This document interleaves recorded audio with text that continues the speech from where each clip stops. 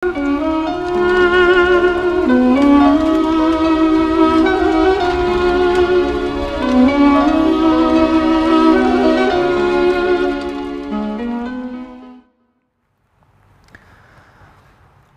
بالله من الشيطان الرجيم. بسم الله الرحمن الرحيم.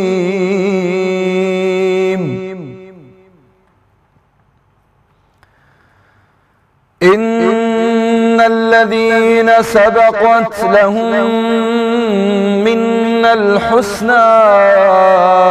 أولئك عنها مبعدون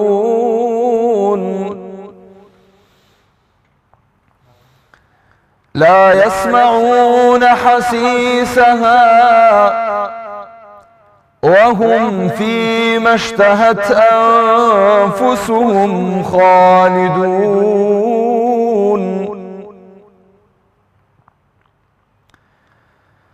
لا يحزنهم الفزع الأكبر وتتلقاهم الملائكة هذا يومكم الذي كنتم توعدون يوم نطوي السماء كطي السجل للكتب كما بدأنا أول خلق نعيده وعدا علينا إنا كنا فاعلين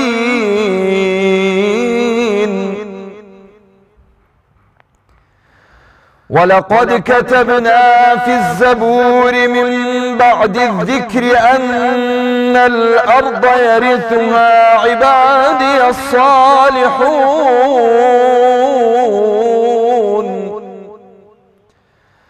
إن في هذا لبلاغا لقوم عابدين وما أرسلناك إلا رحمة للعالمين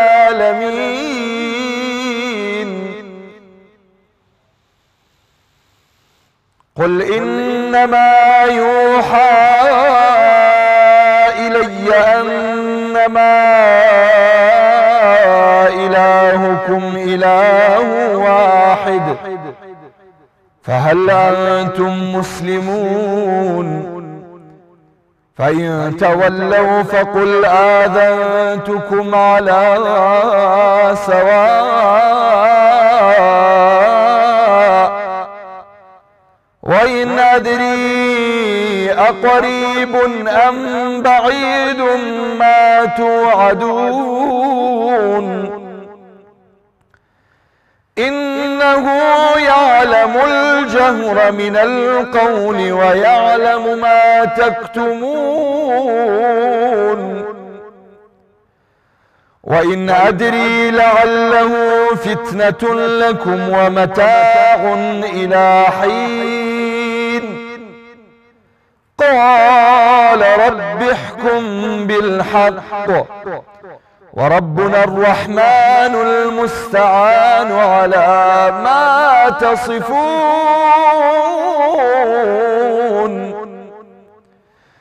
صدق الله العظيم. يا صاحب الهم إن الهم منفرج يا صاحب الهم إن الهم منفرج أبشر بخير فإن الفارج الله اليأس يقطع أحيانا بصاحبه اليأس يقطع أحيانا بصاحبه لا تيأسن فإن الكافي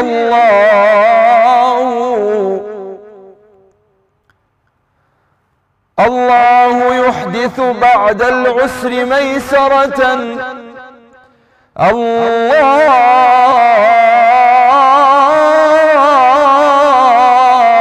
يحدث بعد العسر ميسرة لا تجزن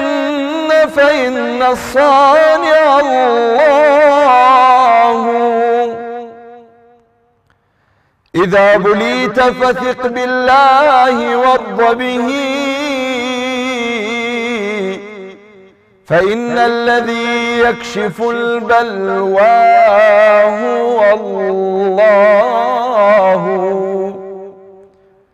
والله ما لك غير الله من أحد والله ما لك غير الله من أحد فحسبك الله في كل لك الله صل يا رب وسلم على محمد وآله وصحبه وسلم. سلام و ڕەحمەتی خواتان لێبێ بینەرانی بەڕێز و خۆشەویست ئەم کاتە و هەموو کاتێکتان باش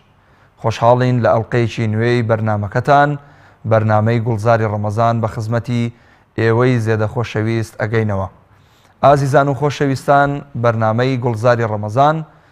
بە درێژایی 15 ڕۆژی ڕابردووی مانگی پیرۆزی ڕەمەزان لە خزمەتی ئەوەی بەڕێز و خۆشەویستدا بوو بە ئیزنی خوای پەروەردگار لە ڕۆژانی داهاتووشدا بە هەمان شێوە و بە هەمان پرۆگرام و بە هەمان بڕگە و بابەتەکان دێتەوە خزمەتی ئەوەی خۆشەویست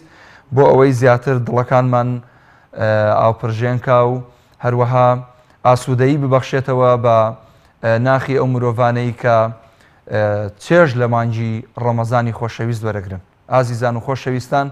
ئەم ڕۆژ بە کۆمەڵک بڕگە و بابەتی نوێوە و بابەتی ڕۆژی نوێ لەگەڵ کاکڕازی خۆشەویست و میوانە خۆشەویستەکەی دەینەوە خزمەتی ئەوەی ئازیز ئینشاءالله کە پێم خۆشە لەلایەن کاکڕاز خۆیەوە هەم بابەتی ڕۆژتان بۆ ڕوون بکاتەوە و لە هەمان کاتدا میوانی خۆشەویستیشتان پێ بناسێنین ئینشاءالله. زۆر سپاس کاک مەحموود، خی گەورە پاداشت باتەوە ئینشاءالله. کاریگەریە دەرونی و ڕۆحیەکانی مانگی پیرۆزی ڕەمەزان تەوەری ئەمڕۆی بەرنامەی گوڵزاری ڕەمەزانە بێ. وەگەزانین مرۆڤ لەم مانگەدا تەنانەت مرۆڤە یاخی و سەرکەشەکانیش جۆرێک لە ئارامی و ئەهوەنی و ئاسوودەیی و ئارامی بە خۆیانەوە ئەبینن. هەنی ئەم مانگە ئەکرێ بە گوڵزارێک بە باخچەیەک کەوا مرۆڤ تێیدا ئیسراحەت دەکا، مرۆڤ تێیدا ئەحەوێتەوە وە کوڵێ بشوبێنین یا ناوی بین. لەگەڵ میوانەکەم زۆر بەڕێز دکتۆر ملکۆ ئەسحەد مامۆستای زانکۆ باز لەم تەوەرەیەکەین. زۆر بەخێر بێت دکتۆر گیان بە خێراتنێکی گەرمتەکەین و خی گەورە پاداشتی بەخێر بداتەوە. پیرۆزبای ڕەمەزانشتان لێگەین لە جەنابیش خی گەورە تاعات و عیبادەتتان لێ قبوڵ بکە ئینشاءالله. دکتۆر گیان ئێمە دەزانین ڕەمەزان یەکێک لە جێکەوتە و لێکەوتەکانی بابەتی معنەوی و سایکۆلۆژیە، کەواتە دەشێ بڵێن ڕەمەزان چ جۆرە دەروونێک بە ئێمە دەبەخشێ، ئەوەی کە ئەو دەروونەی کە ڕەمەزان کاری لەسەر ئەکا و ڕەمەزان مەبەستێتی ئێمە ئەو دەروونەمان هەبێ ئەو دەروونە کامەیە و ئەو جۆری دەروونە کامەیە کە پێمانە بەخشێ. خۆم بەشحاڵ زانم کە لە خزمەتی بینەرانتانان پێش جەنابتان بە حەقەت ئەم بابەتەیە دیارە ئێمە ڕەمەزان لە زۆر ڕۆ باسی لێکرێت، زۆر شتی لێ وەکو حکمەتەکانی باسەکرێ، بە تایبەتی حکمەتێک لەو حکمەتانی کە باسەکرێت زۆر لە لایەنی طبیەوەیە بە شێوازێکی عام، بەڵام لە لایەنی دەرونیەکە تۆزێک کەمتر لەسەری ئەدوێن کە بەڕاستی پانتایەکی زۆر زیاتر لە جەستەیەکە ئەگرێتەوە، یان لە بوارە کۆمەڵاتێکە کەمتر باسەکرێت کە زۆر لە جەستەیەکە ئەگرێتەوە، یان لایەنی ڕوحیە بەرزیەکەی ڕەمەزان زۆر جارەیە ئێمە وەکو خۆی لی تێناگەین. بۆیە ئەگەر کەسێک کە لە ڕەمەزان تێگەیشت دواتر ئەزانێت کە ڕەمەزان وەکو خۆی بگرێ.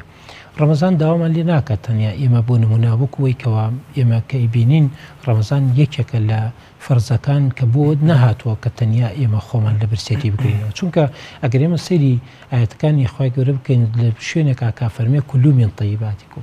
من طیباتنا، یعنی بۆ نمونە کە باسی واکە تۆ بخۆن و بخۆنەوە لە هەموو ئەو شتانێکەوە میمان ڕزەقناکم لە شوێنێکا باسیەکە یان باسیەکە طیباتمان پێداون. خی گەورە بەڕەهایی ئەو شتانی پاکە پێی خۆشە کە ئێمە لی بخۆین چونکە یەکێک لە جۆرێک لە جۆرەکانی سوپاسگوزاری بۆ خوا بەکارێنانی نیعمەتەکانێتی لە شوێنی خۆیە و لە هەمان کاتیشا یەکێکی تر لەو شتانە کە لە قاعدە شەرعیەکانی شاکە یەکێک لەوانی کە باسی یەکرێ بە تایبەتی ئێمە کە بۆ نمونە کە ئینسان کە نعمەتێکی خوای هەبوو زیاتر پێوەی دیار بێ بەڵام کەچی لێرانەیە ئەبینین ڕەمەزان بە عەکسی ئەم بنەمایانەوە کە منعەتەکە لە کۆمەڵی شت کە ڕەفاهێت و خۆشی و خۆشگوزارانی تیا هەیە بە تایبەتی ئێمە ئەگەر لە ئەسڵا بچینەوە بۆ دین ئێمە ئەبێ بزانین پێش پشتی ڕەمەزان کە چی تیا هەیە ئەوەی کە لە پشتی ڕەمەزان هەیە ئەمە چییە بە تایبەتی ئێمە زانین مرۆڤ کۆمەڵە قیوا کۆمەڵە هێز کۆمەڵک بڵین پاڵنەری هەیە ئەم پاڵنەرانە بە جۆری جیاواز و بە بڕی جیاواز و بە کاتی جیاواز کار لە مرۆڤەکەن بەڵام یەکێک لەم پاڵنەرانە بە هەموو کاتێک لە سەرەتای مرۆڤەوە هەتا مردن بە درێژایی کاتەکان کاری لەیەکە کە ئەمیش بریتێ لە پاڵنەری برسێتی و توێنێتی بە تایبەتی پاڵنەری جنس دوای پێگەیشتن دوای مەراحیلێکە بڕێ ئینجا توانێت ئیشکە پاڵنەری یەکیتر لە پاڵنەرەکانی تر بۆ نمونە ماڵ و سەرۆت و سامان لە دوای گەورەبوونا دەست پێ ئیشە کات پاڵنەرێکی تر لەوانەیە کە بۆ نمونە کە حەز بە زەعامەت و ئەوانەی کە لە مرۆڤ هەن بە جۆرێکی شەکەن بەڵام پاڵنەرە بایۆلۆجیەکان بە تایبەت ئەوانەی کە بەس پەیوەستن بە برسێتی و توێنێتیەوە لە مرۆڤ لە سەرەتایە لە دایکە بێ یەکەم شتێک سێرەکەی کە لە دوای لە دایک بوون مناڵ کە زریکەی گریانی لێ بەرزە بێتەوە کە بانگە کات کە من برسیمە بەڵام کەچی ئێستاکە لەم مەرحەلەیە خی گەورە لێمانی ئەگرێتەوە ئەمە مەدلولێکی زۆر بەرزتری تیا هەیە کە ئەویش ئەوەیە کە خی گەورە دیارە شتێکی گەورەتری تیا هەیە والله عالم لە حەدیثی قودسیایە کە فەرمێن خی گەورە لە ڕۆژی قیامەت فەرمێ ئەگەر قەدەرەکانم لە عەبدەکانم پیشانیان بدەم دوای ئەوسا پێکەنینیان پێدێ کە قەدەرەکانم چەندێک قازانجانی تایە ئەم قەدرانە بەشێکیشی ئەبنەکانە بەشێکیشی فەرزەکانە کە هەمووی قازانجی تایبەتمەندێتی زۆر تایبەتی هەیە بۆ ئێمە بەڵام ئێمە نایزانین ئێمە ئەوەی کەوا زۆر گرنگە لەوەیە ئەوانەی کە ئەهلی عیلم بن وەکو خۆی بیزان هەریکە لە مەجای خۆی یا لە مەجالێکی کەیە بەڵام ئینسانە سادەکان نایزان جوانی ئینسانەکانش لەوەیە کە هەر لە خواوەیە تەطبیقێکا بەڵام زۆر جوانەکە ئێمە بزانین لە پرۆسەیەکی عەقلانیین کە ئێمە بە ڕۆژووە بین بۆ نمونە ئێمە ڕۆژوو یەکێک لەو شتانەی کە ئێمەوە نەزانین کە تەنیا لە دینی ئێمەیە هەیە لە هەموو دینەکانە هەبوو بە جۆرێک لە جۆرەکان حتا زانستی ئەنترۆپۆلۆجیا باسیەوەکە کە ڕۆژوو بوون لەبەرەوەی پێویستی بەشەریە لە هەموو کۆمەڵگەکانە تا ئێستا تەثبیت نەکراوە چەند ڕۆژێک خۆگرتنەوە لە خواردن لە خواردنەوەکان نەبێ هەموو کۆمەڵگەکانوانیان تیا هەیە ئەگە بڕین بۆ ئەدەبیاتی کلاسیکی سێرەکەی بۆ نمونە یەکێک لەوانە شێڵتۆن کتێبێکی هەربرت شروۆتۆن بەناوی ڕۆژەوە یەکێکی تر لەوانە کە نیکۆلایف کتێبێکی هەیە برسێتی لە پێناوی سەحەتە یەکێکی تر لەوانە کە بۆ نمونەی بۆلینگ کتێبێکی بۆلینخ کتێبێکی هەیە کە بەناوی ڕۆژەوە میریان کتێبێکی هەیە بە ناوی ڕۆژوو سەحەتەوە ئەمانە هەمووی چەند ساڵی پێش ئێستاشن کاریگەری کە ڕۆژوو لەسەر دەروون دروستیەکە وەکڵێت دەروون پاڵفتەکە دەروون پاگەکاتەوە ئایا ئەوەی کە ئێمە ئێستا لە ئیسلامە خۆمان هەستی پێەکەین کۆمەڵگەکانی تریش هەر بۆ هەمان مەبەستی دەرونی وەکڵێت توانیویانە سوودی لێوەربگرن و توانیویانە دەرونیان لە ڕێی ڕۆژ ئارام و ئاسوودە بکەن نەک ئەوەی کۆمەڵگەکان لە لایەنە سەحی عالەمیش گەیشتە ئەم قەنەعەتی کە پرسی بوون پێویستە لە پێناو سەحەتە ئەوەتان ئێساکە بۆ نمونە جەمعی عالەمی سەحی عالەمی باسیەکە بۆ نمونە جەمعی طبی طبی و سەحی کەنەدا باسیەکە بڕۆ هەزاران سنتەر هەیە کە باسیەوەکە کە لە یابانە لە هەندا لەم شوێنانە باسیەوەکەکەوە چۆن برسێتی کاریگەری هەیە لەسەر سەحەتە ئێستاکەمە بووەتە هۆکارێک لە هۆکارەکانی دروستکردنی سەحەت بۆ خەڵکی بەشیازکی ئەم اینجا دوای ئەوسا ئێمە بینەوە بۆ دینی خۆمانەوەکۆی کە لە ئیسلامە هاتووە یعنی ئەم ڕۆژوەی خۆمان تایبەتمەندیەکێ لە هەموو ڕۆژەکانی تر زیاتر و چاکتر و بە بەهاترە بۆ نمونە لە ڕۆژی مەسیحیە کە بۆ نمونە وەلو یعنیەوەی کە باسەکرێت کە بۆ نمونە باسی واکرێت کە لە چەند خواردنیەک خۆیان نەگرنەوە لە هەندی خواردنی تر طبیعین بەڵام ئێمە بە شێوازێکی تەواوکاری لە هەموو ئەو خواردنانە ئەگیرێنەوە حتا یەکێک لەو حکمەتانی کە ئەبیندێ لە ڕووی کاتەکانەوە بۆ نمونە لە هەندێک شوێنە منطقەی ئیستیواییەکانە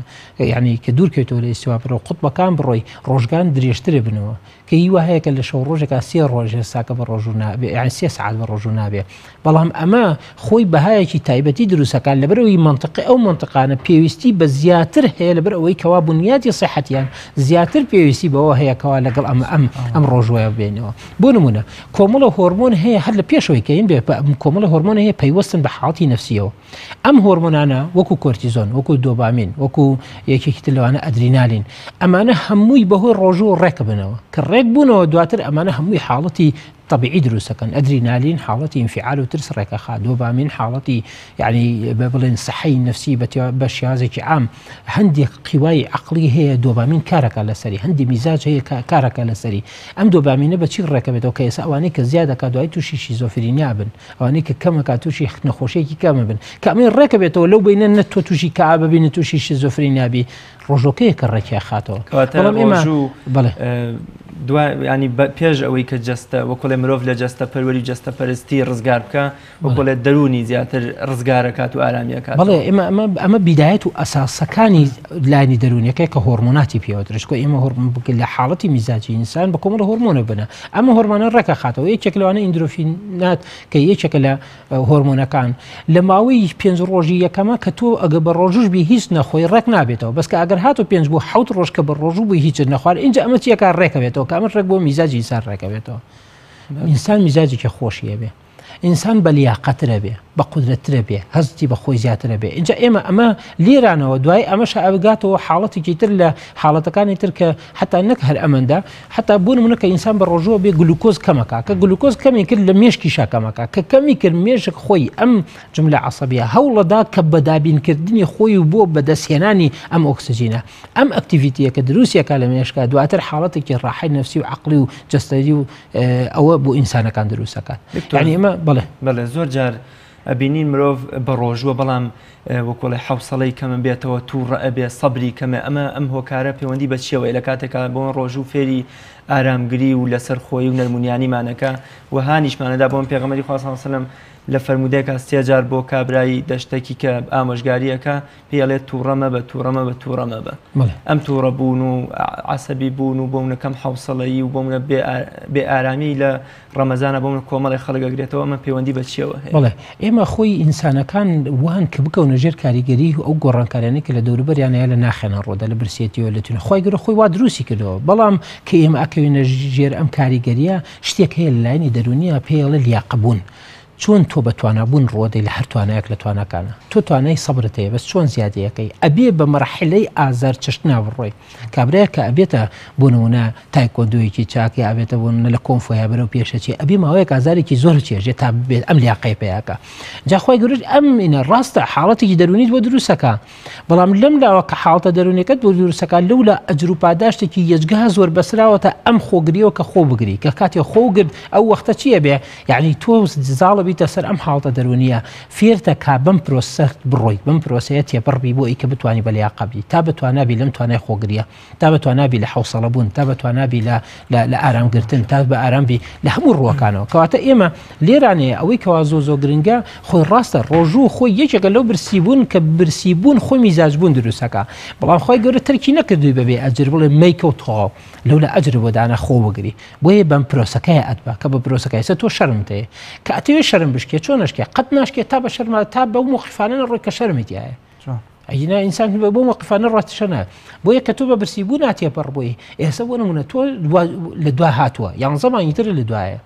ئەگەر ڕۆژی نیوەڕۆنان نەخوارد و حاڵتی مودینگەکەت واتە حاڵتی میزاجەکە و تووشە بێ بەس کە کاتێک کە بە ڕەمەزانە تێپەڕ بوو شەو ڕۆژە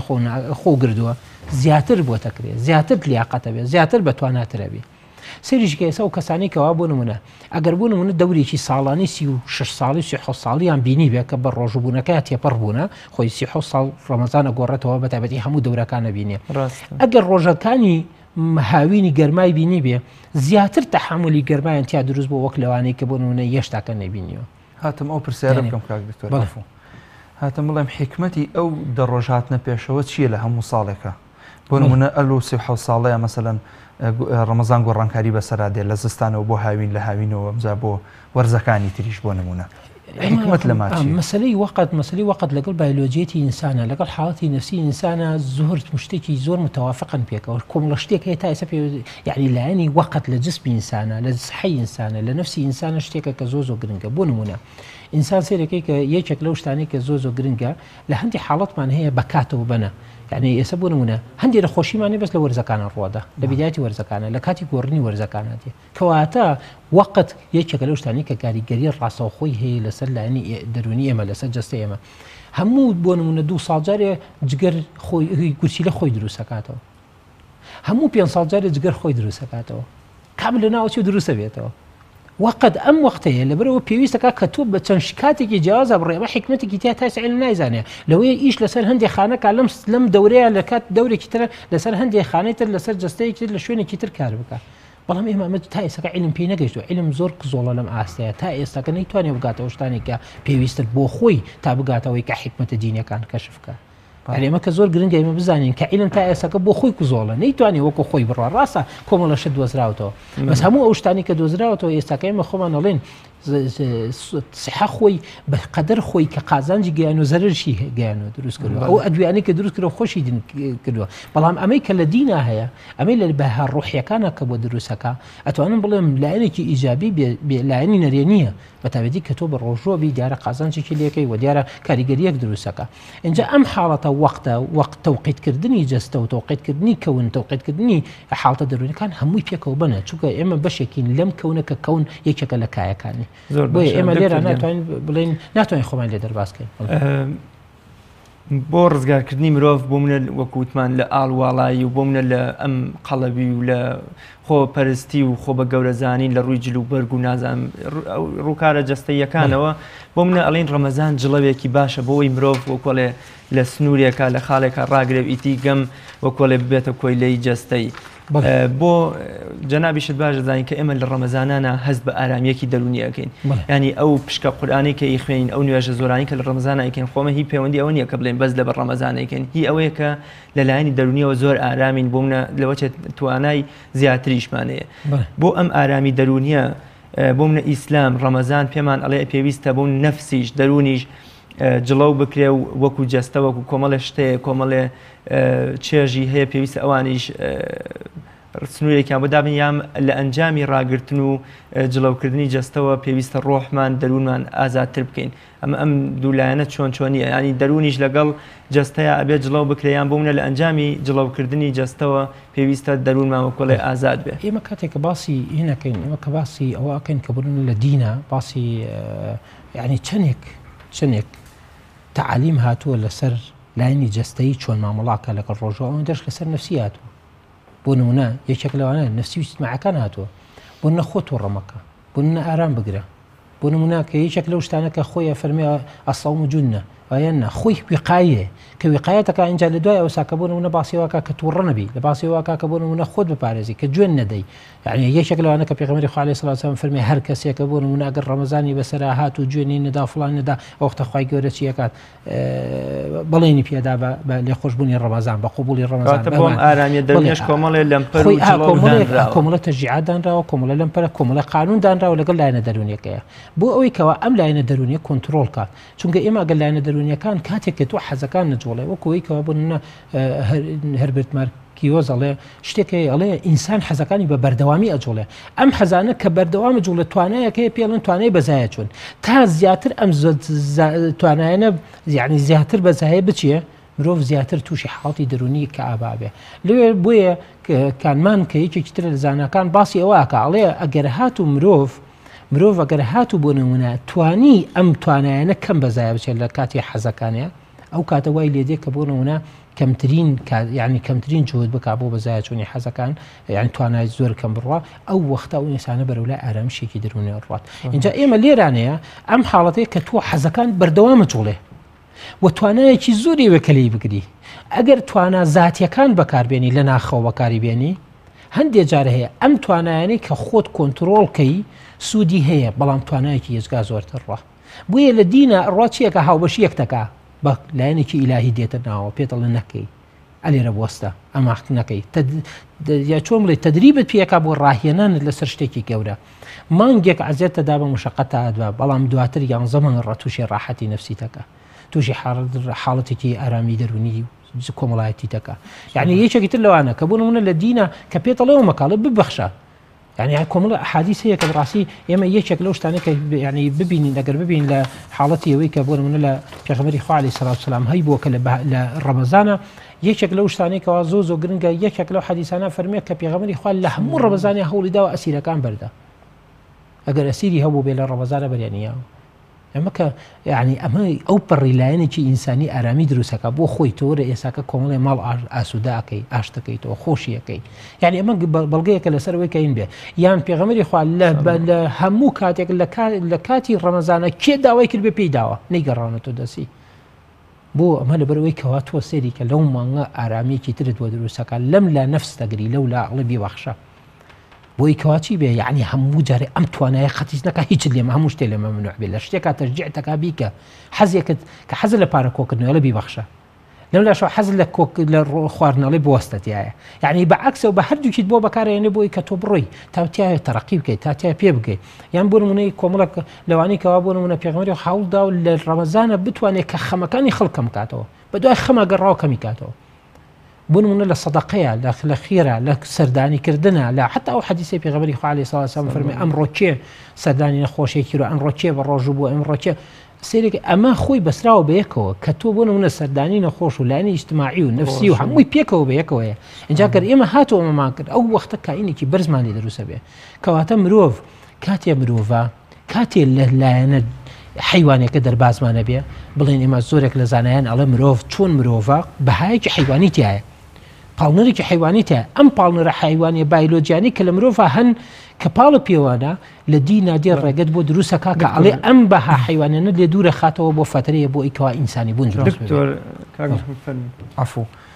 کاک دکتۆر خۆی لە عەرەبیە شتێک هەیە ئەڵێن لكل داء دواء هەموو نەخۆشیێک دەرمانێکی هەیە هەندێک خەڵک هەیە ئەجوزین واتە خۆیان مەسەلەن ڕەشبینن حەز ناکەن بە ڕۆژوو بن خەڵکیش سار دەکەنەوە لە ڕۆژوو گرتن دەی بۆ چێ بە ڕۆژوو ئەبی چێ پێ دەڵێ ئافرین ینی ئەم قسانە زۆر ئەوترێتەوە لە ناو خەڵکا و بەتایبەتەوە کەسانی کە تۆزە ئیمانیان لاواز و زعیفە ئەم چارەسەری ئەم کێشەیە چییە ینی خەڵک چۆن ئەتوانێ مەسەلەن گویان بۆ نەگریان یان خۆی ڕابێنێ کە بتوانێ بە ڕۆژوو بێ و خی گەورە لە خۆی ڕازیکە و فعلەن ئەم تاعەتە ئەنجام بدە خۆی ئێمە ئەگەر سەیری تەماشایەوە کە پرسیارێکی جوانێ ئێمە جارە پێش هەموو شتێ بەعنی بەڕاستی من زۆر لەم بابەتەی ئەمڕۆ یعنی مربیک بووم زۆر حەزم لەم بابەتە نییە ئیلا مەگەر خەڵک بۆ هەندی عەقڵ دەبێ ئەمە پێویستەکە ئەجنا کەسی عاقڵ کەسێک کە خۆی تەسلیمی خوا کرد بێ پێویست ناکە عوزر بێنێتەوە بۆ بە ڕۆژوو بێ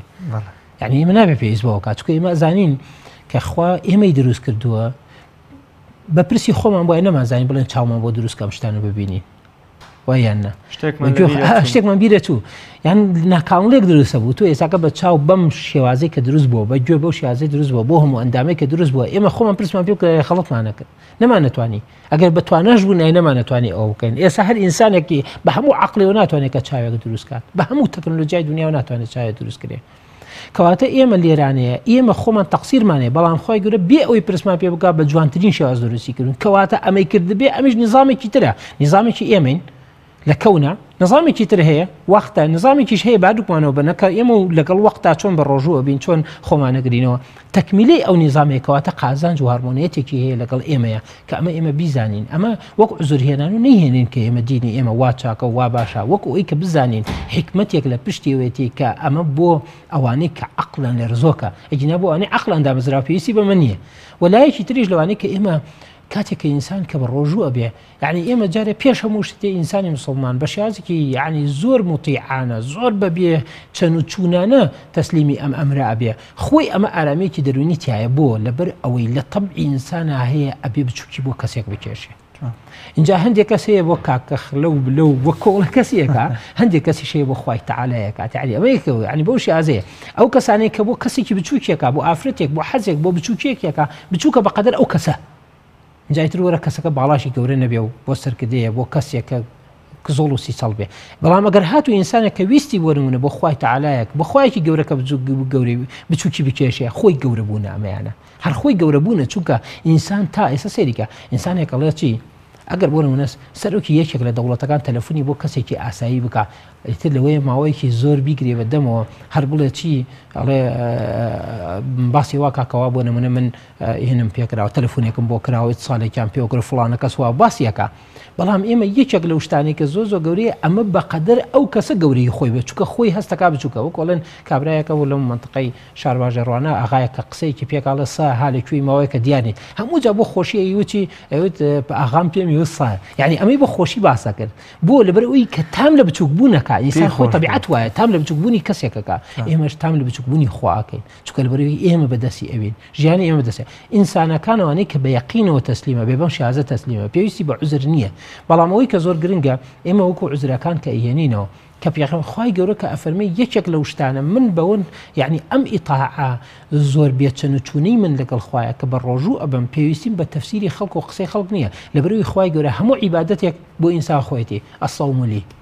ڕەمەزان بۆ منە بۆ من ڕۆژوو بن کەواتە کە ئەڵێ بۆ منە منش تەنها شتێک هەیە کە پەیوەستیەکی ڕەحایم بۆ بەخواوە دروستکە کە بە ڕۆژوو بوونە چۆن من ئەم پرسیارەژەکەم ببوورە ئەی ئەو کەسە ئەپرسێت چۆن ئەم وأنا ئەجزی بیهە کە خۆی گەورە ئەی فەرمێ کە من پاداشتەکەی دەمەوە چۆن ڕنگدانەوە داتەوە لە ژیانی منە ئێمە لە چ ڕێگەیەکەوە خۆی ڕاستە ئەمەیان ئێمە هەموو عیلمانیە بە هەموو شتانی کە ڕوەدەن لە دەورمانە ئێمە ئەوەی کەوا 5 حاسەمانە بیگریچ پیش ئاگامەلیش نییە لەبەرچاومان نەبێت لە هەستمانە نەبێت ئێمە نازانین کە بۆ نمونە لە ڕۆژانە ئێمە ئەتوانین بڵێم سەداها هەزارەها خاڵی سەرەتانی لە لەشی هەموو ئینسانێکا دروستە بێ بەڵام یەکێک لەو شتانی کەوا بۆ نمونە کە کارەکات لەوەیە لە حاڵەتی ڕۆژووە کە ئەم حاڵەتە نایە لێ خواردن دەستی پێوە گیرێ نایە لێ بۆ ئەو خانانەش بڕوا کە لاوە چین لەوانە دەیەها خانە و سەداها خانە هەڵبوەشێتەوە کە بۆ نمونە سەرەتانین ئەمە ئەجزی نییە یعنی ئەوەیە یەکێکە لەو شتانی من نایزانین ئێمە نازانین جگەرمان لە پاش 5 ساڵی ترچی لێدا کێڵە بۆ ڕۆژەوە بە جۆرێکی تر نابێت لە جۆرەکان ئێمە نازانین مێشکمان بە هۆرمۆناتەکانی بەچیەکە ئێستا دانیشتون کەسێکی ساخین بەس لەوەی بە سەدمەیەکی نەفسی پاش ساڵێکی تر تووشی حاڵەتێکی نەفسی ببین و دوای لەوەی تووشی شیزۆفری نابین باشایی بەچی ئەمان گرێتەوە لەم شیزۆفرینە ئیلا ئەبێ ئەم هۆرمۆناتانە کە ڕێکە بێتەوە ئەو حاڵەتانە دروستەکە کە ئێمە یعنی ئارامەیەکی دەرونیمان بۆ دروستە بێ اینجا ئێمە ئەم جەزایە بەشێکی دنیاویە بەشێکی قیامەتیە بەشێکی یعنی یەکێک لەو شتانێکەوە لە دنیاییەکانیشا تەوزیع بێتە سەر کۆمەڵە بوارە جەستەییتایە دەرونیتایە کۆمەڵایەتیتایە یعنی سەرکە ئینسان کە لە ڕەمەزان ئاڵێ ببەخشە کە ئینسانێک ئەبەخشێت چەندێک جوانە کە لە خودڵی خۆی چەندێ لا جوانەکە کەسێکی ئاسوودە کرد کە کەسێک ینی کە کەسێکی ماڵێکی ئاوادان کرد ینی ئەم گەورەیە لە لای خۆی لا گەورابێ بە قەدر خۆی گەورابێت لای خۆی اینجا ئێمە ئینسان با خەڵک گەورە بێ ئێستا هەندێک کەسەیە خەڵک بە گەورەیە زانێ تەسەور کە زۆر لە سەرکردەکان یان لە کەسە سیاسیەکان کە خەڵکی چەپڵی بۆ لێدا بەڵام کە دێتە سەر مەنەسە یا دێتە سەر پشتی ئەو مەنەسەیەکە ئەوەستێ وڵڵا بەزەوی پیادێ دەبەرەوە هەستەکەی لە ناخە زۆر کزۆڵ و گوناحە زۆر سیسە بەڵام چیە خەڵکەکەی چەپڵەکەی بۆ لێدا هەر ناشتوانێت هێشتا تەوافق ناکە بۆ لەبەرێ ناخەوە بەڵام ئینسانێ لە ناخەوە گەورە بوو هەموو خەڵک بە بچووکی بزان هەر گەورەیە پێغەمبەران کە لە مەرحەلەیەکە هەمویان خەڵک بە بچووکیان نەزانێت بەڵام سێرەکەی دوای گەورە بن وەگەزانین پێغەمبەری خوا صلی الله علیه و سلم کۆمەڵی تایبەتمەندی لە فەرموودەکانیە بۆ نمونە کۆتکردنی شەیتانەکان و داخستنی دەرگای دۆزەخ و بۆ نمونە کردنەوەی دەرگا ئەمانە لە تایبەتمەندیەکانی مانگی پیرۆزی ڕەمەزانن لەگەڵ هاتنە خوارەوەی مەلائیکە و قورئان و شتانە ئەم ئارامی دەرونیەی ئێمە تا یەکێکی ترە لە تایبەتمەندیەکانی مانگەکە یام شێوازی ژیانی ئێمە یان بۆ ئامادەگی ئەشقی ئێمە بۆ شێوازی ژیانمان لەم مانگەدا ئایا بۆ نمونە منێک لە مانگەکانی تردا بەم شێوازە بژین بەم شێوازە ڕۆژوو بگرن بەم شێوازە ببەخشم ئایا هەمان ئەم ئارامیە دەرونیم دەست دەکەوێتەوە یام ئەمیش هەر بەشێکە لە تایبەتمەندیەکانی مانگی پیرۆزی ڕەمەزان بەڵێ خۆی ئێمە لە یعنی ڕەمەزان و یا ڕۆژووبوون تەنیا پێویست نییە بە ڕەمەزانەوە بەڵام خۆم ئەو ئارامی لە ڕەمەزانە چنگمانەکەوێت لە ڕۆژی سنەتی دووشەمە و پێنجشەمان و کاتەکانی ترە حتا لە ڕووی جەستەیشەوە ئێستا بەم چلەی هاوینە تۆ زۆر تینود نابێ بەڵام سەیەکەی لە ڕۆژ و سنەتەکانە لەوە چێ زیاتر ماندووبی جەستە زۆرتر ماندووترە بێت خۆی مەوتمان جسمی ئینسان تەوافقێکی لەگەڵ وەقتی کەونیە هەیە يعني ئەمە کە تۆ کە بۆ نمونە لەگەڵ کەونە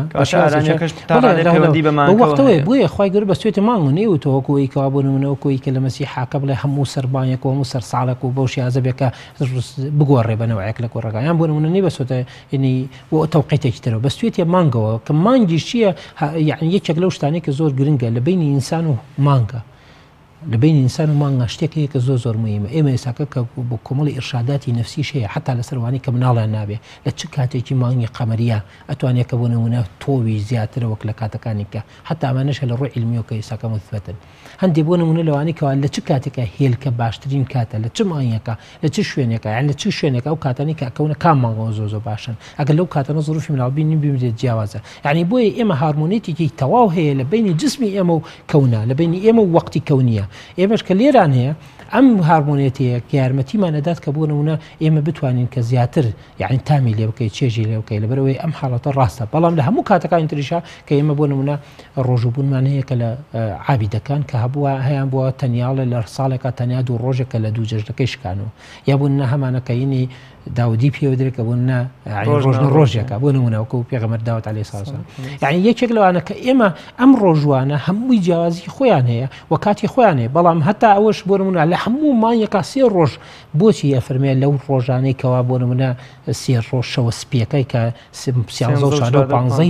مانگەکان بۆچی لەبەرەوەی لەم تەمەنەیە لەم کاتەیە جسم تایبەتمەندیەکێ حتا لە هەندێک کاتە ئێساکە بۆ نەیەکێک لەوانە حجامە کە ئەکرێ کەڵە شاخە کرێ هەندێک کاتی تایبەتی بەس بەو شێوازە ڕاهەیە ناکرێت کە خەڵکیەکە یعنی ئەبێ ئەم تایبەتمەندیانە بزانێت لە چ کاتێکە ئەم مادانە زیاتر سەرەکەون کە لە چه مادەیەکە لەبەرەوەی ئینسان لەو سەوائلی سەر عەرز هەمووی پێوەستە بە مانگەوە ئەگەر مانگ یەک تۆزێ لە دواتر بواە ئاو لەسەر زەویان نامە ئەگەر یەک تۆزێ لە پێشتر بواە ئاو سەرزەوی هەموو داپۆشی کەواتە هەموو سایلەکان کە ئێمەش بەشێک لە ئێمەشە ئەم سایلانە هەیە و بەشێکی ئینسان کە بوونە لە بەشێکی هەرە زۆری شلەیە لە جسمی ئینسانە ئەم شلێ وەکو عینەن وەکو زەوی وایە زەوی چۆن لە 180 وشکانی و 170 ئاوە جسمی ئینسانیش بە هەمان شێوازە اینجا ئێمە لێرانەیە ئەوەی کە زۆر گرنگە مرۆڤ کاتێککە بۆ نمونە لەگەڵ بە ڕۆژبوونە ئەم حاڵەتانی بۆ دروستە بێ اینجا مرۆڤ کە بۆ نمونە یەکێکی تر لەوانە بە ئەم مانگا توانم بڵم مانگێکە ئینسان بەرەولای شعورێکی ناسکانەترە بە لەبەرچی لەبەرەوەی شعورێکی جەماعیانەترە ئەسەرەکەی هەموو خەڵکە هەندێک کەس هەیە سونەت ناگرێت هەندێک کەس هەیە کە ئەو ڕۆژوانەی پێ ناگیرێت چونکە تااقەتێکی زۆرەوێ بەڵام هەموو خەڵک لێرە خۆی کۆکاتەوە ئیلاوانی کە نەخۆش بن یا ئیلاوانی کەوا بوون ئیرادەیان لاواز هەموو ئیرادە بۆیە یەکێک لە مەراسیمی یەکێک لە فەرزەکانی ئیسلام بریتێ لە کۆبوونەوەی خەڵک لە دەوری کەعبە بوونەوەە ئەی چۆن لایەنی جەماعی دائیمەن یەکێکە لەو حاڵەتان حتا بەرگەی ئازارگرتن ئێستا لە مناڵ بێنە خۆی بڵێ بۆ کسێ لە دیوارێک بدە زوو ئازاری پێکە بەس کە کەوتە ناو مەجموعەیەکە و بەیەکەوە لێیاندا کەمتر ئازارەگرێ بۆیە لە بواری ئیجتماعیە کەمتر ئازارێکی یعنی هەست پێکرێ و لێرەشە کەمتر هەست بەم حاڵەتە ئاکە اینجا بۆیە لە ڕەمەزانە تایبەتمەندیەکی تایبەتری هەیە و لە هەمان کاتی شاشتێکی ترەیە کە زۆر گرنگە لە ڕەمەزانە کە ئێمە لە ڕەمەزانە یعنی ئینسان کە بە ڕۆژوو ئەبێ بۆچی جاوە تاموچێژێکی زیاتری لێ ئەکات بەسەراحەت یعنی ئەم مانگە مانگێکە یعنی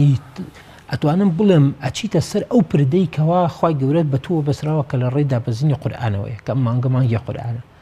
تو ئەچیتەوە سەر کەناڵە حەقیقەکەی خۆت وەکو چۆن ئێستاکە کە بوونە لە ئەو بورجانی کە بینی مۆبایلەکان کە بنەهی شەبکاتی مۆبایل یعنی تەلەفۆناتەکان سیرەکەی کە بوو نمونە ئەم دوو تاوەرە کە دائەندێ ئەم دوو بۆکسە کە دائەندێ ئیلا ئەبێ لەگەڵ یەکا بەرامبەر بە یەک بن ئینجاریان بۆ نمونە جوان بەبێتە شویشتەکان وەرەگرێت ئێمە لەم مانگەیە ئەکەوێنە سەر ئەم خەتە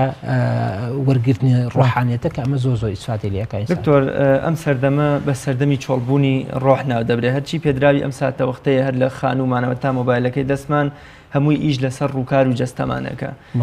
ڕەنگە بمان بینن ئێمە لە جلوبەرگێکی جوانان بەڵام هەستەکەین لە ڕووی ڕۆحی دەرونیەوە ئاسوودەنین ئەمە پەیوەندی بە چیەوە یام چ ئاماژەیە بە ئێمەدا بڵێ ئێمە خۆی ئەگەر هاتوو ئێمە لە بیبەسینە ڕەمەزانەوە پرسیارەکە چکە بۆچی لەبەرەوەی ئێمە کە کاتێک لە دینە کاڵێ بیبەخشە کە تۆ کاتێک خۆت جلێکی جوان لەبەر بوو کە خەڵکت جلهین کرد هەستەکەی حەقی ئەم جلت داوە بۆیە وا جوانە ئێستا کە تۆ چی بووە جلوبەرگی مناڵەکەی خۆ سەرفەکەی ئەوەندەش بۆ مناڵێکی هەتی و سەرفکەی سەرێکی جلەکە لێ جوانە هەرخوای گەورەی کاتە بەرەکەتێکی جوان ئێستا من کەسەیە ناسم کە بۆ شیازێ چی بۆ مناڵەکەی خۆی سەرفەکە ئەوەندەشە کاتە سەدەقە کە ئەڵێ با منم گردم لە پاڵی مناڵێکمە مناڵێکی ترمێ یعنی یەک مناڵمێ با دوان بێ گردم دوانە گردم چوارە گردم شەشە یعنی زیادی ئەکات کە ئەم زیاد بوونەیە دواتر ئەم جلوبەرگە بە ئارامی ئەکەوێتەوە لە مناڵە بە دڵی خۆشە ئەو وەختە خەڵکیش ئەگە سەیری بکە ئەگەر خەڵکیش بە جوانی نەیبینێ ئەم خۆی جوانە بینێ لەو جلوبەرگەیە اینجا ئێمە لەیەکێکی تر لەوانە لە حاڵەتی ڕۆحانی ڕەمەزانەکەیە ئێمە ئێستاکە ئەم ڕۆکوونمونە یعنی ئەمە ئەوە نییە کە بڵێن ڕەمەزان حاڵەتێکی بەسیط بێ حاڵەتێکی جەماعی ئینسانیە شعورێکی ئینسانی زۆر جوانە چۆڵێنێ لە ئێمەیە یعنی پێت ئەڵێ هەستکە کە ئینسانە بەرسیەکان بە درێژایی ڕۆژگارەکانە چۆنە ئێساکە کە تۆ بۆ نمونە بیری کردوێتەوە کە توینیتی بەم شێوازە بەڵام لەوەیە لە شوێنێکی وەکو نزیکی خۆمان کە بوون لە مووسڵا یا لەبوون لە سووریا چەندین شوێن هەیە کە بە درێژایی چەنەها مانگ لە ئاو لە خواردن بێبەشە بن کە بۆ نمونە بینیوتە کاڵێ ئەم سیارەیە بە 2 کیلۆ ساوەڕ یعنی ئەمە کە یەکێک لەو شتانە کە لێی نووسراوە کە عەرزیەکە بۆ لەبەرەوەی کە برسێتیە ئێمە کە لێرە پێمانەڵەیە تۆ لێرە یەکگرە هەستکە کە بۆ نمونە ئێستا لە ئەفریقایە خەڵکێکی زۆر هەیە لە برسا ئەمرێ بەڵام ئێمە سیرێکی بەم شیازەیە لێرە ئێمە ژیانی خۆمانە بینە ڕێ بۆیە لێرە کە تۆ ئەیگریتەوە بەقەدر ئەوە بەخشی مالەسەف ئێمە فێر بووینە باخ تەعویزی ئەەکەینەوە کە ئەمە زۆر غەڵەتە و ناشێرین بە هاتێ خۆی بکاتەوەی کاتمان کەمەوە لەسەر ئیزنی کاگراز بم کۆتا پرسیارە پرسم چۆن ئینسان بتوانێت ئەم ڕۆژوەی بە ئیخلاسەوە بگرێ ڕیاییتیانە بێ لەلایەنی ڕۆحیەوە من ئەم پرسیاراکەم کە هەستکە ئەم ڕۆژۆ تەنها بۆ خوایە و خەڵک ئافرینی لێ نەکا بە مقابلی ئەم ڕۆژوەی مۆسە مەحموود زۆر لەو مەترسیان ڕۆژ و ڕیاتیاوێت چکە خوا فەرمێ فەسڵەم و لیوایان خۆی هەر خۆی یعنی پرۆسەیەکە ناتوانانی ڕیاتیا بکەیت خۆ پەناو ئەتوانی بخۆی کردوێتی وڵا بە ڕۆژویشم اینجا ئێمە خۆی ڕۆژبوون خۆی پرۆسەیەکە یعنی خۆی گەورەترە لە ڕیاش بۆیە خوای گەورە ئەڵێ بە تایبەتی بنە چونکە هەموو عیبادەت مەرج لەوەی هەیە خەڵکی تیابێ ئەچی بۆ مزگەوت لێ لەبەرەوە بێکەوە نەڵنەوە بۆ نایە بۆ مزگەوت ئەچی بۆش خێرێکی تر لێ بڵێن لەبەر ئەوەیە بەس ڕەمەزان خۆی خۆ توانین لە پەنایەکە بە ڕۆژوو نەبی خۆتوانی لە ماڵەوەشت بخۆی ڕاستە لە دەرەوە ئەتوانی بڵێ بە ڕۆژوو هیچ شتێکی ڕایەتیان نیە بۆیە خوا فەرمێت تایبەت بۆ منە اینجا بەس ئێمە چۆن ئینسان وا لێ بکەین تامی لێ بکات لە بەرزتر بێلەوە بە سەراحەتە بێ یەکێک لەو شتانەی کە زۆر گرنگە ئێمە ڕەمەزان نەبەسینە کۆمەڵە حەزەوە بیبەچینە ئەوەی کەوا پەیوەستە بە تایبەتی پەیامی خوایەوە پەیوەستە بە ئینسانەوە پەیوەستە بە وەختەوە پەیوەستە بە عمرەوە پەیوەستە بە جەستەوە پەیوەستە بە کۆمەڵاتیەوە بە هەموو ئەمانەوە پێوەستە ئەو وەختە تامەچێژ خۆش بێ زۆر سپاس بۆ دکتۆر ملکۆ ئەسعەد جەباری دەست و چاوی خۆش بێ خۆشەویستان و بەڕێزان هاتینە کۆتایی بڕگەی بابەتی ڕۆژ ئینشاءالله پاشناوە بڕێک دێنەوە خزمەتان بۆی بچینە لای پێشبڕکێی نیشتیمانی بۆ دەنگخۆشی و جوان خوێندنەوەی قورئانی پیرۆز لەگەڵمان بن.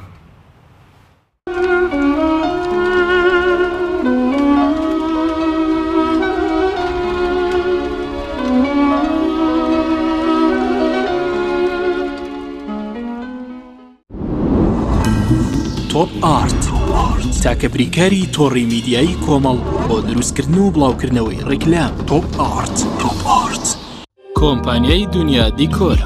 کۆمپانیای دنیا دیکۆر ئامادەیە بۆ دانانی دیکۆراتی ماڵ و شوێنە گشتی و حکومیەکان. کۆمپانیای دنیا دیکۆر هەڵدەستێت بە دروستکردن و دانانی کەوانتەر و ژووری نووسن و ئۆفیسی گەشت و گوزار و جبسم بۆردی مەغریبی و کاغەزی دیواری ئیتاڵی و تەختەی ئەرزی تورکی و ئەڵمانی و جیاکردنەوەی هۆڵ بە HDF و MDF و داری سروشتی. کۆمپانیای دنیا دیکۆر دنیایەک بۆ دیکۆراتەکانتان. ناونیشان سلێمانی فەرعی یەکەم شەقامی بازنەی مەلیک مەحموود بەرامبەر پارکی مەلیک مەحموود. فەرعی دووەم شەقامی بازنەی مەلیک مەحموود بەرامبەر سۆپەرمارکێتی ئاڵتون. فەرعی سێیەم ناوچەی پیشەسازی یەک بەرامبەر تاقیگەی بیناسازی. کۆمپانیای دنیا دیکۆر.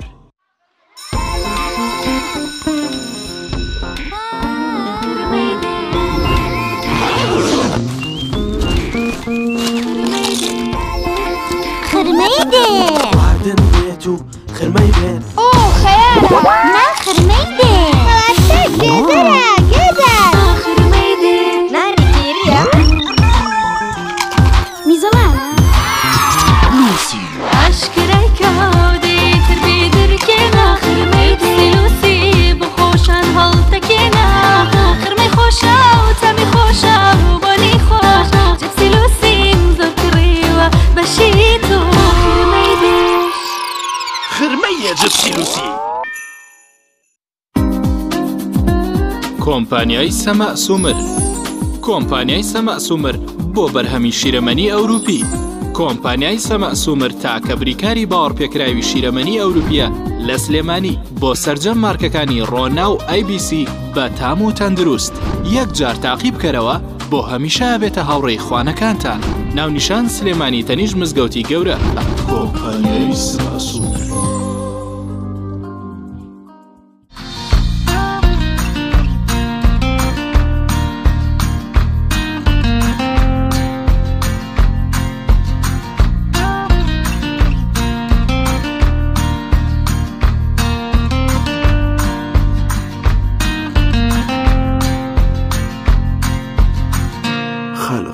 تامێکی جیاواز بنۆشە.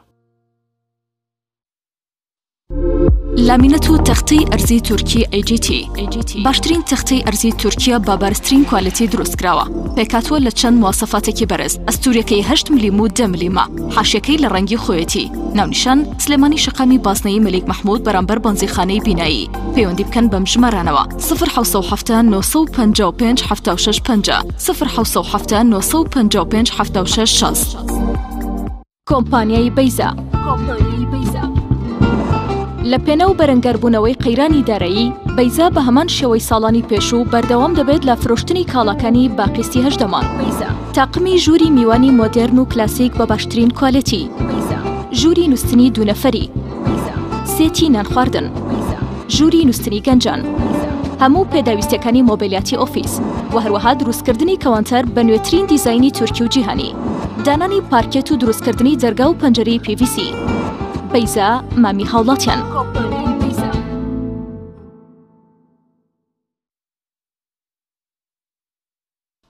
پاکەرەوەی ڤەتەن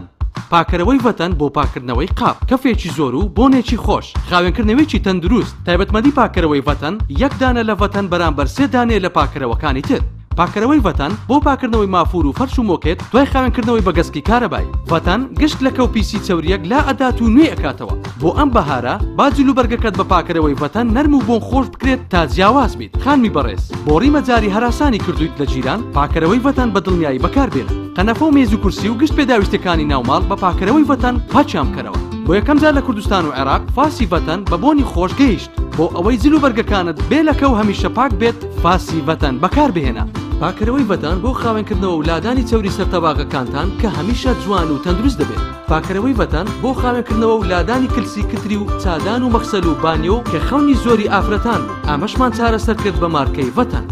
پاکەرەوەی ڤەتەن لە سەرتاسەری تورکیا بەکاردەهێنرێت چونکە باشترینە ئەوانەی ڤەتەن بەکاردەهێنن هەرگیز نایگۆڕن دووبارە دەیکردنەوە نرخی گونجاو باشترین کوالەتی پاکەرەوەی ڤەتەنە خاوەن چەندین بڕوانامەی نێودەوڵەتی لە سەرتاسەری جیهان بە هەمیشە ماڵەکانتان خاوێن و بۆن خۆش و تەندروست بێت بە پاکەرەوەی ڤەتەن گەر بە دوای کوالێتێکی بەرز دەگەڕێی بەرهەمەکانی پاکەرەوەی ڤەتەن بەکاربهێنە پاکەرەوەی ڤەتەن ماڵەکانتان بە خاوێنی دەهێڵێتەوە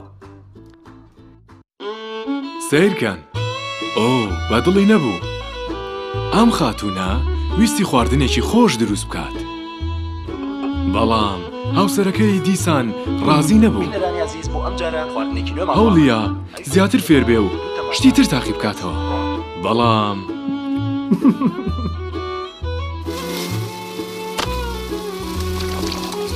دڵنیا بوو ئەم جارە خواردنەکەی خۆش دەرەچێت ڕێگای زۆری تاقی کردەوە و سوودی نەبوو تا لە ڕیستۆرانتەکەی شێفکاوە نانیان خوارد و سەرسام بوون بە خواردنەکانی پرسیاریان لێ کرد سەرچاوی ئەم تام و چێژە چییە؟ ئەویش بانگی کردن بۆ چێشخانەکەی خۆی و بەرهەمەکانی ئەسپی ڕەشی پێناساندی ئەو زۆر گرنگی بە کوالیتی خواردنەکانی ئەدات و هەر بۆیە پێی وتن بەرهەمەکانی ئەسپی ڕەش بەکاردێنم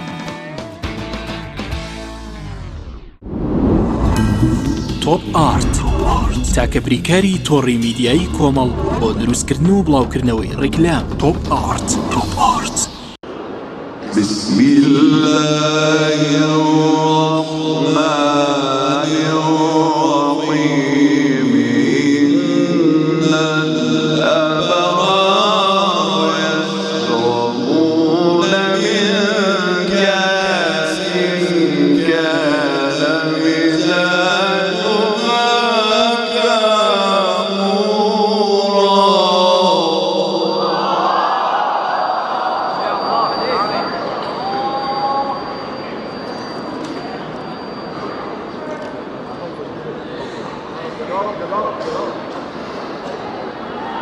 إن الأبرار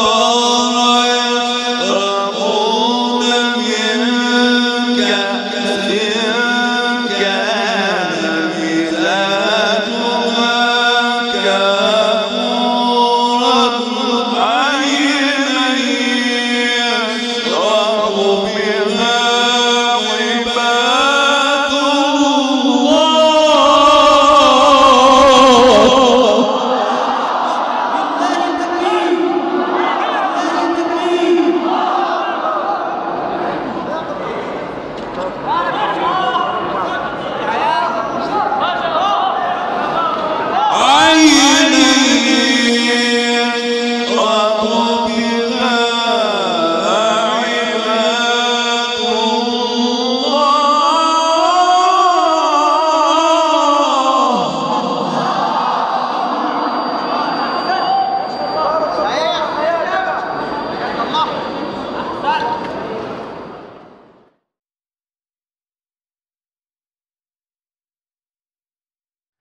سڵاوتان لێبێ بینەرانی بەڕێز و خۆشەویست ئینشاءالله ئێستا بڕگەی پێشبڕکێی نیشتیمانی بۆ دەنگخۆشی و جوان خوێندنەوەی قورئانی پیرۆستان پێشکەش ئەکرێت لەلایەن لیژنەی زۆر بەڕێز و خۆشەویستەوە کاک شێخ حسێن و کاک دکتۆر مەحموود و کاک دکتۆر ئیسماعیل بەخێربێن دووبارە بۆ نێو ستۆدیۆی کەناڵی ئاسمانی پەیام لیژنەی زۆر بەڕێز. بەڵێ خۆشەویستان ئەمڕۆژ بە هەمان شێوە ئینشاءالله دوو خۆشەویست بەشدار ئەبن، دوو برای بەڕێزمان کاک ڕاستی عوسمان بابەکر و کاک ئاریا هیوا جەلال کە هەردووە بەڕێزە لە شاری سلێمانیەوە بەشدارن لە پێشبڕکێکەمان لەم ڕۆیە و هیواداری ئەوەین کە ئینشاءالله چانسێکی باش بەدەست بهێنن و لە قۆناغەکانی داهاتووە سەرکەون بە پشتیوانی خوای گەورە. پێم خۆشە کاک شێخ حسێن وەکو دەستپێک ئەگەر تێبینیە قسەیەک پەیامێکی هەبێت لەوە دەست پێ بکەین کاک شێخ سڵاوتان لێبێ ماندوو نەبن لەشتان ساغ بێ ئینشاءالله. ئەمڕۆ 15 ڕەمەزانە بەیزنی پەروەردگار خوای گەورە تاعات و عیبادەتان لێ قبوڵ بکات. آمین. فەرموو جەنابتان ئەگەر تێبینیەکتان هەبێ بدوێن. بسم الله الرحمن الرحيم الحمد لله والصلاة والسلام على سيدنا ومولانا رسول الله وعلى آله وأصحابه أجمعين. خۆشەویستان و ئازیزان و هۆگرانی قورئان و قورئان دۆستان سڵاوی خوا لە هەموو لایەکتان بێ. وەکو ڕۆژانی پێشووتر کە قۆناغێک یەکەممان تەواو کرد ئێستا قۆناغی چەند ڕۆژێکە قۆناغی دووەم دەستی پێکردووە سوپاس بۆ خوا. ئەمڕۆژ دوو خۆشەویست بەشدار ئەبن بەس پێش ئەوەی ئەو دوو خۆشەویستە بەشدار بن حەزەکەم تێبینیەک بڵێم یاوەکو بڵێم ئینشاءالله مژدەیەک بێت هەرچەند 100% نییە ئەمە بەڵام ئینشاءالله لە 170 کارمان بۆ کردووە و کۆمەڵێک خۆشەویست و بەڕێز و لایەنی حکومی لەسەر ئاستی عێراقی هاتوونە سەرخەت بۆ ئەو کارە ئەویش ئەوەیە بەتەمای ئینشاءالله لە ئایندەدا پێشبڕکێی نێودەوڵەتی بۆ یەکەم جار لە هەرێمی کوردستان بەرپا ببێ ئینشاءالله ئەگەر خوای گەورەویستی لەسەر بێ و بکرێ ئینشاءالله ئێمە جوهدمان کردووە و هەوڵمان داوە بۆ ئەم کارە کە یەکەم جارە لە هەرێمی کوردستانە ئەمە ئەکرێت ئەگەر ئینشاءالله خوای گەورە سەهلی کا و ئەم کارە ئاسان کا بۆمان. دووەمیان ئەوەیە کە ئینشاءالله لە چەند مانگی داهاتووە لەوەچە لە مانگی 7 بە ئیزنی پەروەردگار مەحفلێکی نێودەوڵەتی لە هەرێمی کوردستان و لەوەچێ بڵێم لە سلێمانی و هەولێر وانە ساز بکرێ ئینشاءالله بە هاتنی چەند قورئان خوێنێکی نێودەوڵەتی لەسەر ئاستی جیهان خوای گەورە هەموو لایەک موفق کات. بڵێ دەستان خۆش بێ کاک شێخجان. خۆشەویستان و بەڕێزان ئینشاءالله دەچینە لای یەکەم بەشدار بووی خۆشەویست ئەویش کاک ڕاستی عوسمان بابەکرە لە شاری سلێمانیەوە کە لێرە ئامادەیە بە سوپاسەوە کاک ڕاستی بەخێر بێیت سەرچاوان ماندوو نەبی لە شاری سلێمانیەوە هاتووی خۆ ئامادە کردو ئینشاءالله ئەگەر کێشەیە گرفتێک شتێک هەیە یان حەز ئەەکەی پەیامێکت هەبێ بە لیژنەی بەڕێزی بگەێنی لە خزمەتت داین ئازادیت. ڕێز و دەستخۆشی مێ بۆتان زۆر سپاس. دەستی بێ سوورەتێکت بۆ دیاری کراوە سوورەتی لە عەراف ئاەتی 175 بۆ 183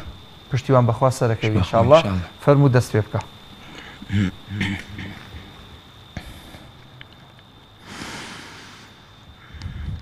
أعوذ بالله من الشيطان الرجيم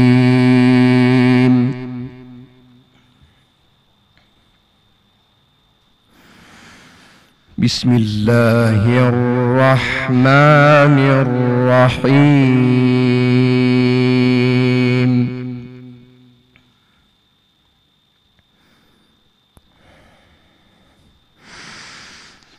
واتل عليهم نبأ الذي آتيناه آياتنا فانسلخ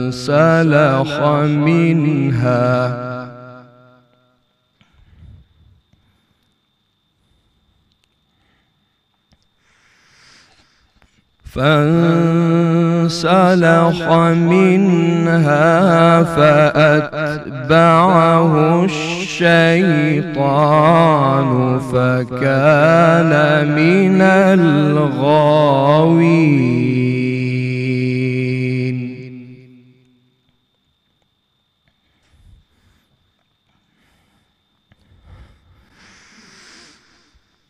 ولو شئنا لرفعناه بها ولكنه أخلد إلى الأرض واتبع هواه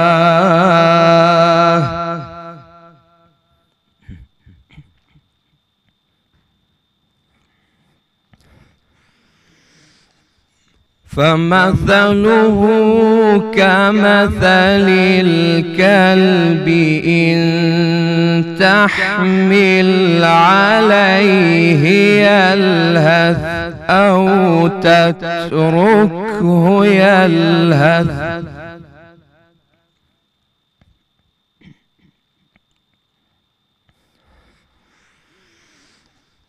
ذلك مثل القوم الذين كذبوا بآياتنا فاقصص القصص لعلهم يتفكرون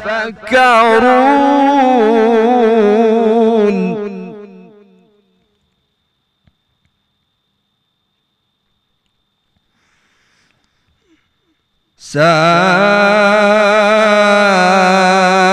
مثلا القوم الذين كذبوا بآياتنا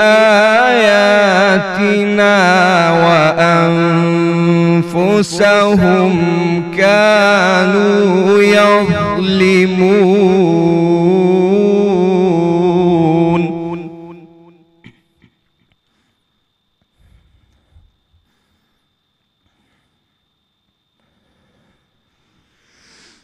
من يهد الله فهو المهتدي ومن يضلل فأولئك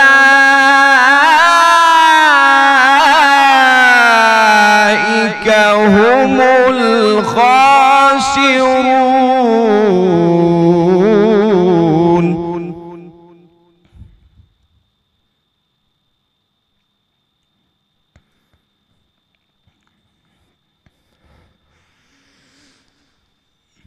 ولقد ذرأنا لجهنم كثيرا من الجن والإنس لهم قلوب لا يفقهون بها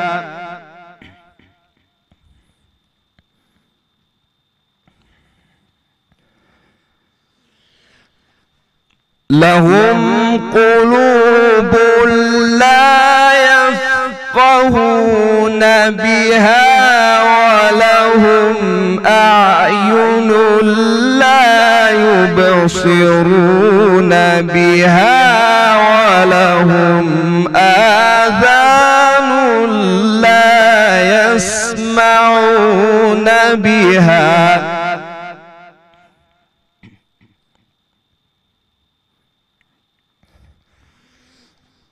أولئك كالأنعام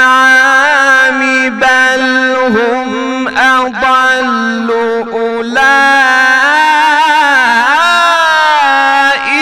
هم الغافلون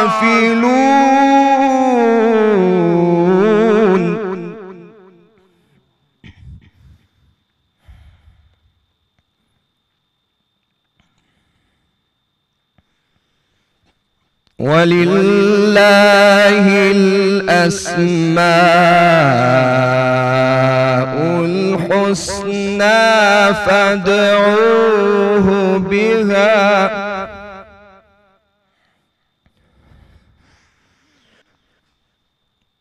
وذروا الذين يلحدون في أسمائه سيجزون ما كانوا يعملون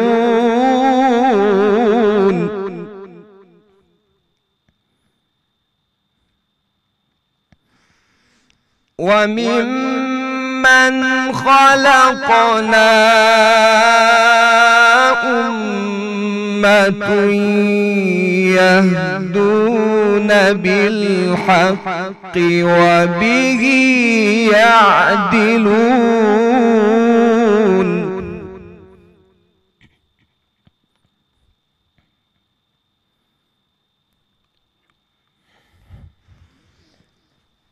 والذين كذبوا بآياتنا سنستدرجهم من حيث لا يعلمون وأملي لهم إن كيدي متين صدق الله العظيم.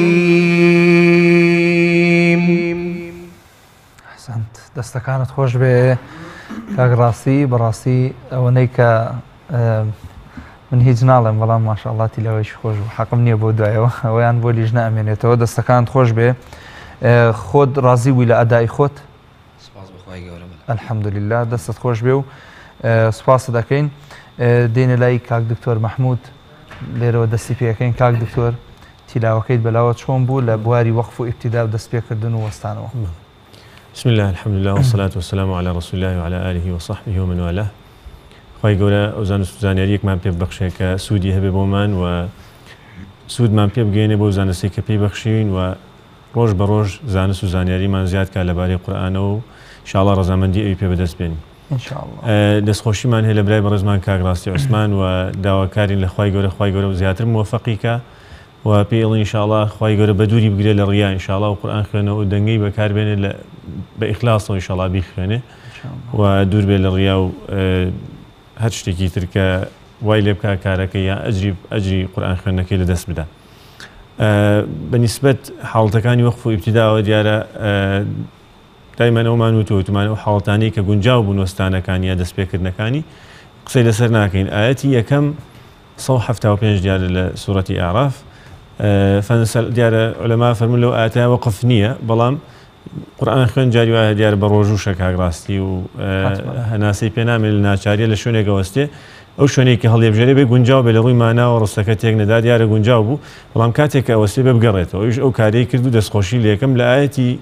179دا بە هەمان شێوە لەسەر ئینس والئینس وەستان هەیە بەڵام دیارە ئەو بەردەوام بوو ڕەنگە لەبەر ئاواز و نەغمەکەی تا لەهم قولوب لا يفقهون بها بە هەمان شێوە دیارە ئەو شوێنە عولەما هەندێکیانە فەرموون لەبەر ئاعتیبار لەبەر پەندوەرگرتن دەتوانێت ئینسان لەو شوێنەدا بوەستێ بەبێ ئەوی بگەڕێتەوە سەری بەڵام گەڕایەوە سەری دەستخۆشی لە یەکەین بە عموم یعنی بە شێوازێکی گشتی لە بواری وەقف و ئیبتیدادا سەرکەوتوو بوواتە بەتوانە یا دیار بۆ دیراسی کردبوو ئیزانی لەکوێ بۆسێ لە موفق بێت. زۆر باشە کاشێک گیان جەنابتان کاکشێک پێم وابێ مەقاماتێکی زۆری خوێن. بەڵێ فەرمووجەنیان دەستخۆشیمان بۆ برایی ئازیز کاکە ڕاستی ئەوە نەبێ ئێستا لە ڕووە کوڕێکی چاکە و زۆر عاشقی قورئانە و من زووتریش هەر کە یەکەم جار گوێم لە دەنگی بوو لە ڕێکخراوی ئیقرا زۆرم پێخۆش بوو کە هاوشێوەی منشاوی شێخی مەرحووم ئەخوێنێ و دەنگی زۆر لەو ئەچێ بۆیە ئامۆژگارێکم بۆ ئەم برا خۆشەویستم ئەوە بوتم لەسەر ڕێچکەی منشاوی دەرچوە با منشاوەکەت هەر بمێنێ و هەوڵ بدە تیلاواتی مەحفەلی و مسابقاتی بخوێنە یعنی ملتەزیم مەبە شکر بۆ خوا والحەمدولله زۆرم پێخۆشە کە لەو ڕێچکەیە منشاوەکەیشی هەیە و ڕێچکەکەی تریشی هەر هەیە خی گەورە موفقیکە کاکە ڕاستی تەنها شتێک نەبێ مەساحەی سەوتی تۆزێک لاوازە یعنی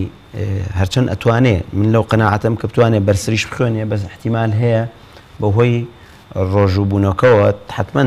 بلاشەکەەوە کاریگەری هەیە لەسەر دەنگی ئینسان کاتێک کە بە ڕۆژوە بێ و ناتوانێت هیچ بخوا تەسیراتی خۆی هەیە لەعلهم يتفکرون کە گەیشتە نون نەشازێکی پێوە دیار و بەزەم نەشازە ئەوەنە وازح نییە تا بە هەموو کەس پێی بزانێ چونکە من هەموو جارێ بە خۆشەویستان و دۆستان و قوتابەکانی خۆشمم وتومە کاتێک کە تۆ قورئانە خوێنی بۆ مەجلیسێک ئەم مەجلیسە چاوەڕێی کۆتایی ئاەتەکەن لە تۆ چی ئەەکەی لەم کۆتا ئەگەی چی ئەەکەی ئەو زەخاریفە سەوتیە چی ئەەکەی بۆ نمونە کەسێک کە قورئانە خوێنێ سیرەکەی نەفەسێکی دوور و درێژی هەیە و دێڕونیوە دوو دێر ئەڕوا ئەو جمهورە چاوەڕێی کۆتایی ئاەتەکەن چی لێ ئەکا بۆ نمونە کە ئەگەیتە لەعلەهم یەتەفەکەڕون چ زەخرەفەیەکی سەوتی تیاکە هیوا هەیە مەسەن لێوان نەفەسی نامێنێ بۆیە ئینسان وا باشە هەر قورئان خوێنێکی بەڕێز کە هەوڵەدا وا بکە کە نەفەسێکی باش وەرگرێ و کە دەست پێ ئەکاوە کە تەواویژە بێت تۆزێک نەفەسی هەر پێ مابێت بۆ نمونە کە قاریئێک کە قورئانە خوێنێ ئەگەیتە لەعلەهم یەتەفەکەڕون وەکو کاکە ڕاستی لە جیاتیەوەی بڵێ لەعلەهم یەتەفەکەڕون لە جیاتی ئەم حرەکەی بکە مەسەڵەن بتوانێ بڵێ فقصص القصص لعلهم يتفكرون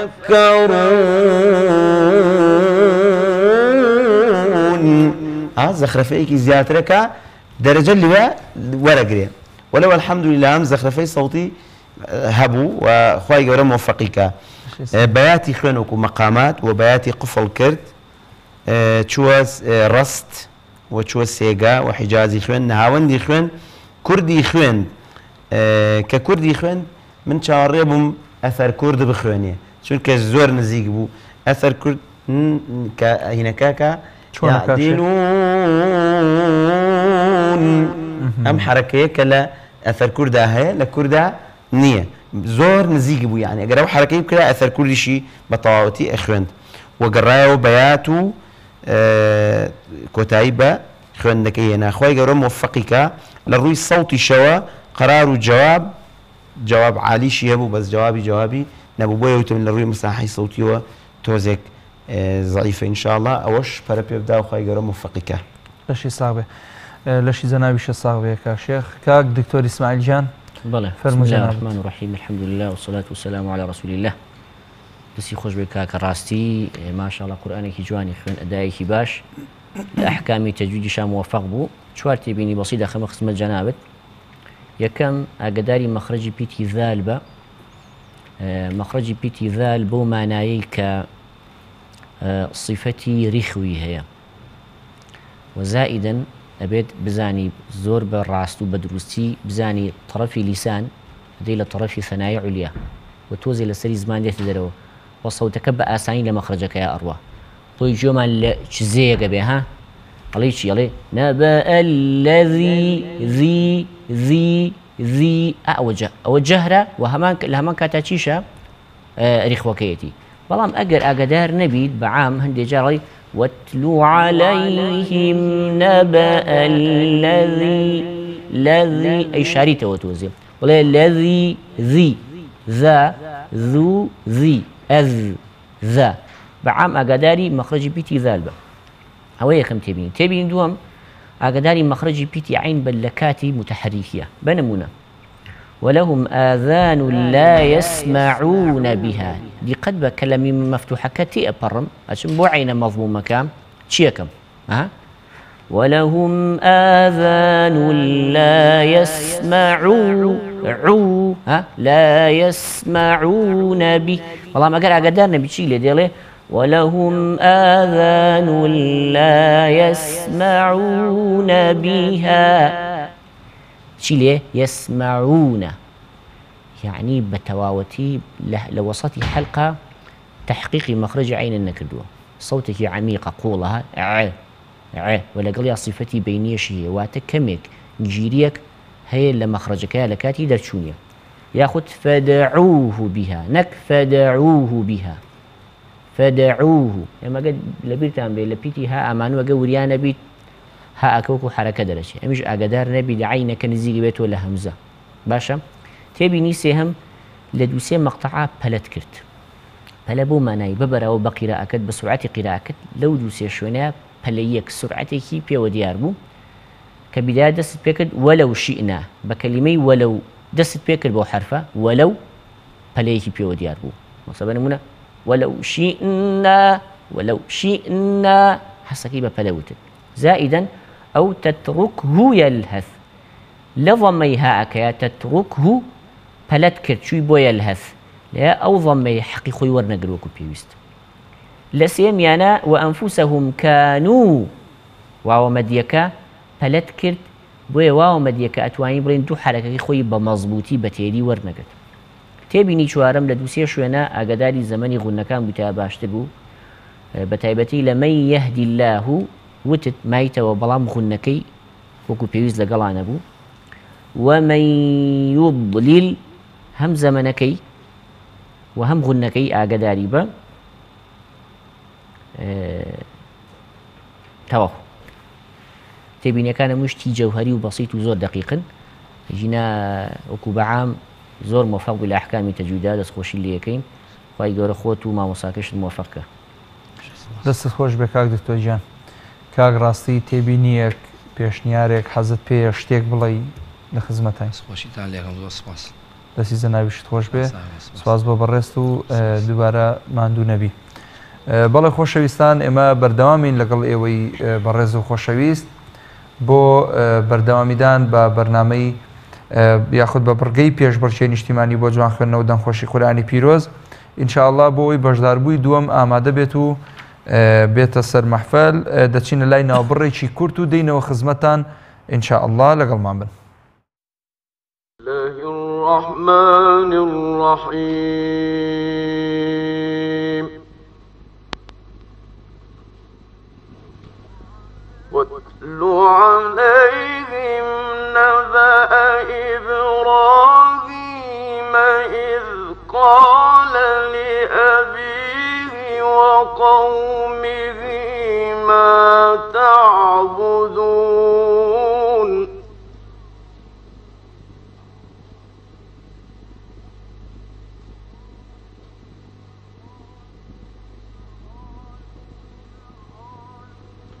قالوا نعبد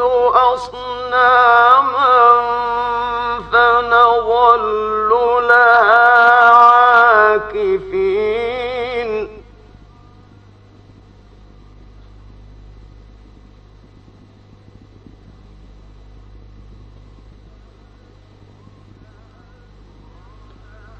قال هل يسمعونكم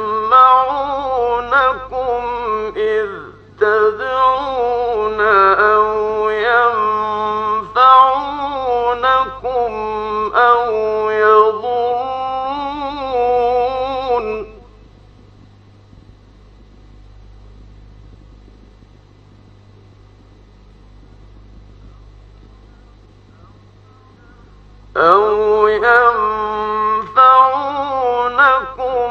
أو يضرون قالوا بل وجدنا آباءنا كذلك يفعلون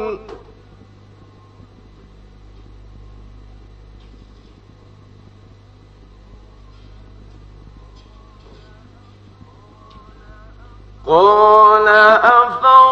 أفرأيتم ما كنتم تعبدون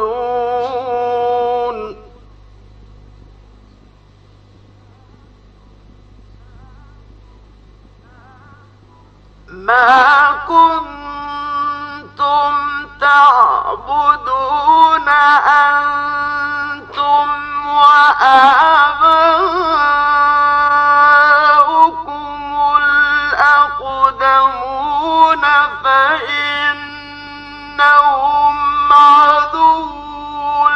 لي إلا رب العالمين.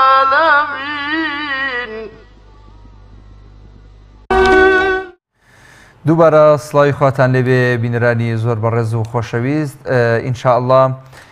دەچینە لای بەشداربووی دووەم کاک ئاریا هیوا جەلال لە شاری سلێمانی کە ئامادەیە تیلاوەکەمان پێشکەش بکات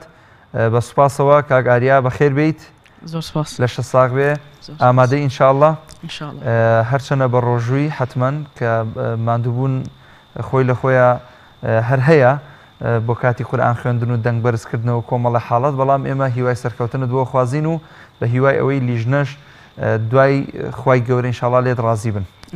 فەرموو دەست پێ بکە.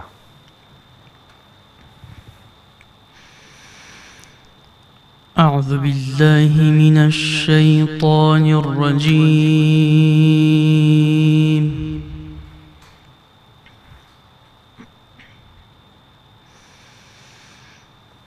بسم الله الرحمن الرحيم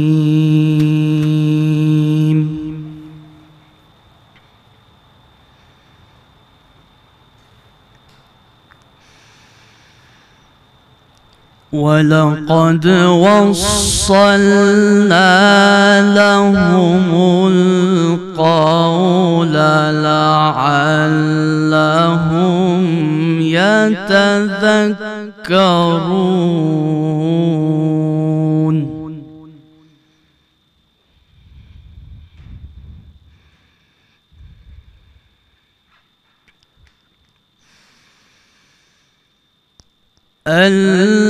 الذين آتيناهم الكتاب من قبله هم به يؤمنون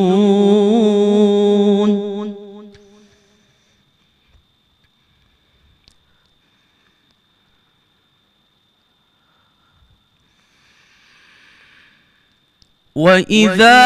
يتلى عليهم قالوا آمنا به أنه الحق من ربنا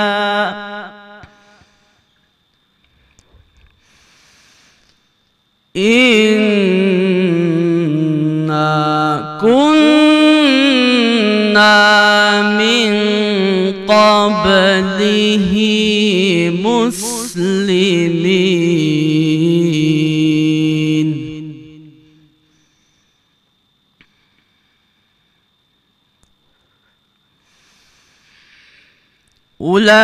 أولئك يؤتون أجرهم مرتين بما صبروا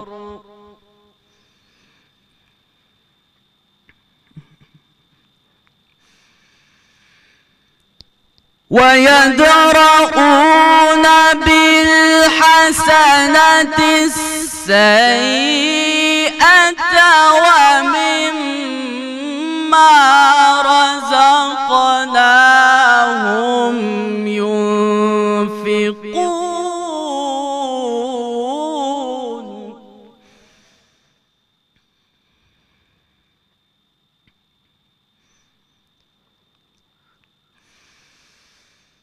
وإذا سمعوا اللغو أعرضوا عنه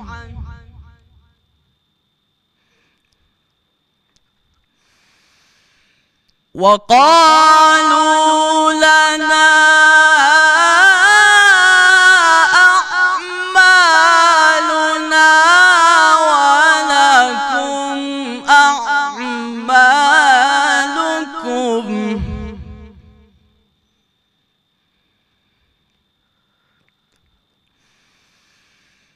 سلام عليكم لا نبتغي الجاهلين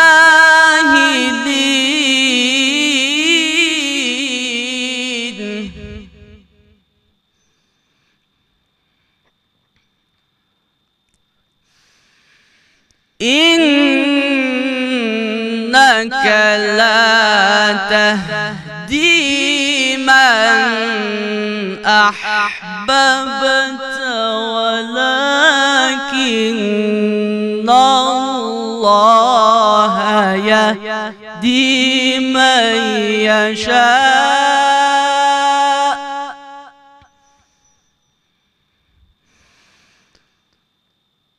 وهو أعلم بالمهتدين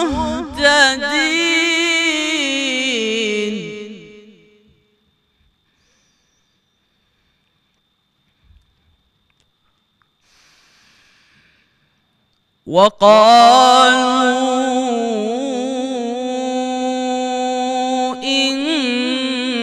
نتبع الهدى معك نتخطف من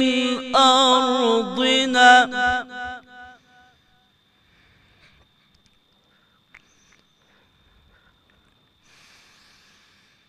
أولم نمكن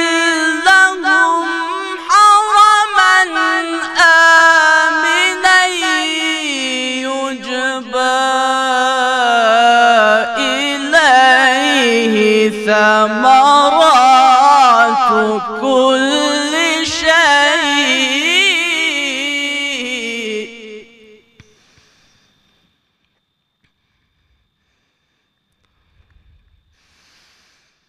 يجبى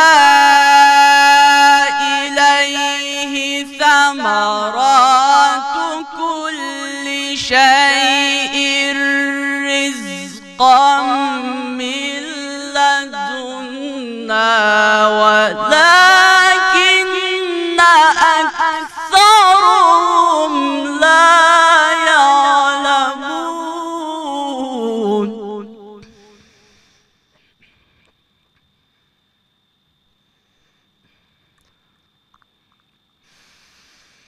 وكم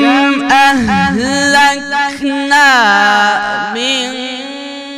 قرية بطرت معيشتها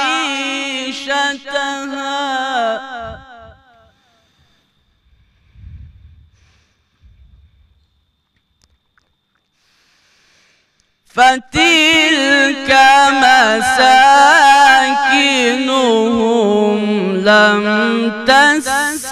لم تسكن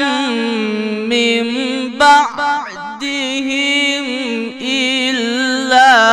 قليلا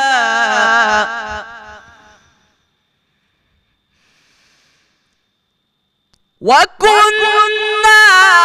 نحن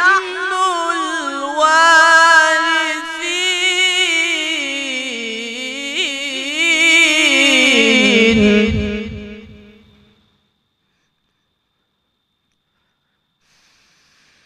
وما كان ربك مهلك القرى حتى يبعث في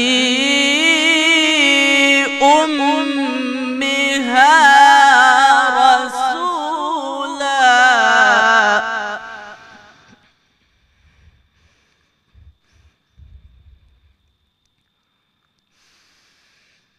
حتى يبعث في أمها رسولا يتلو عليهم آياتنا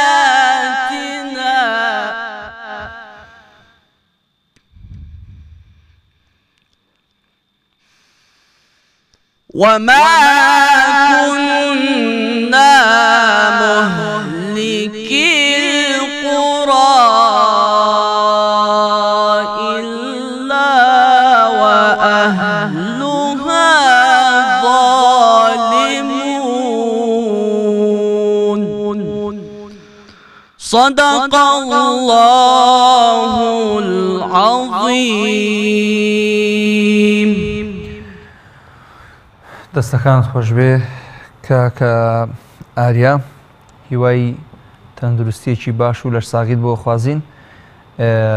هیچ تێبینیەکە لەسەر خوێندنەکەی خۆت هەیە؟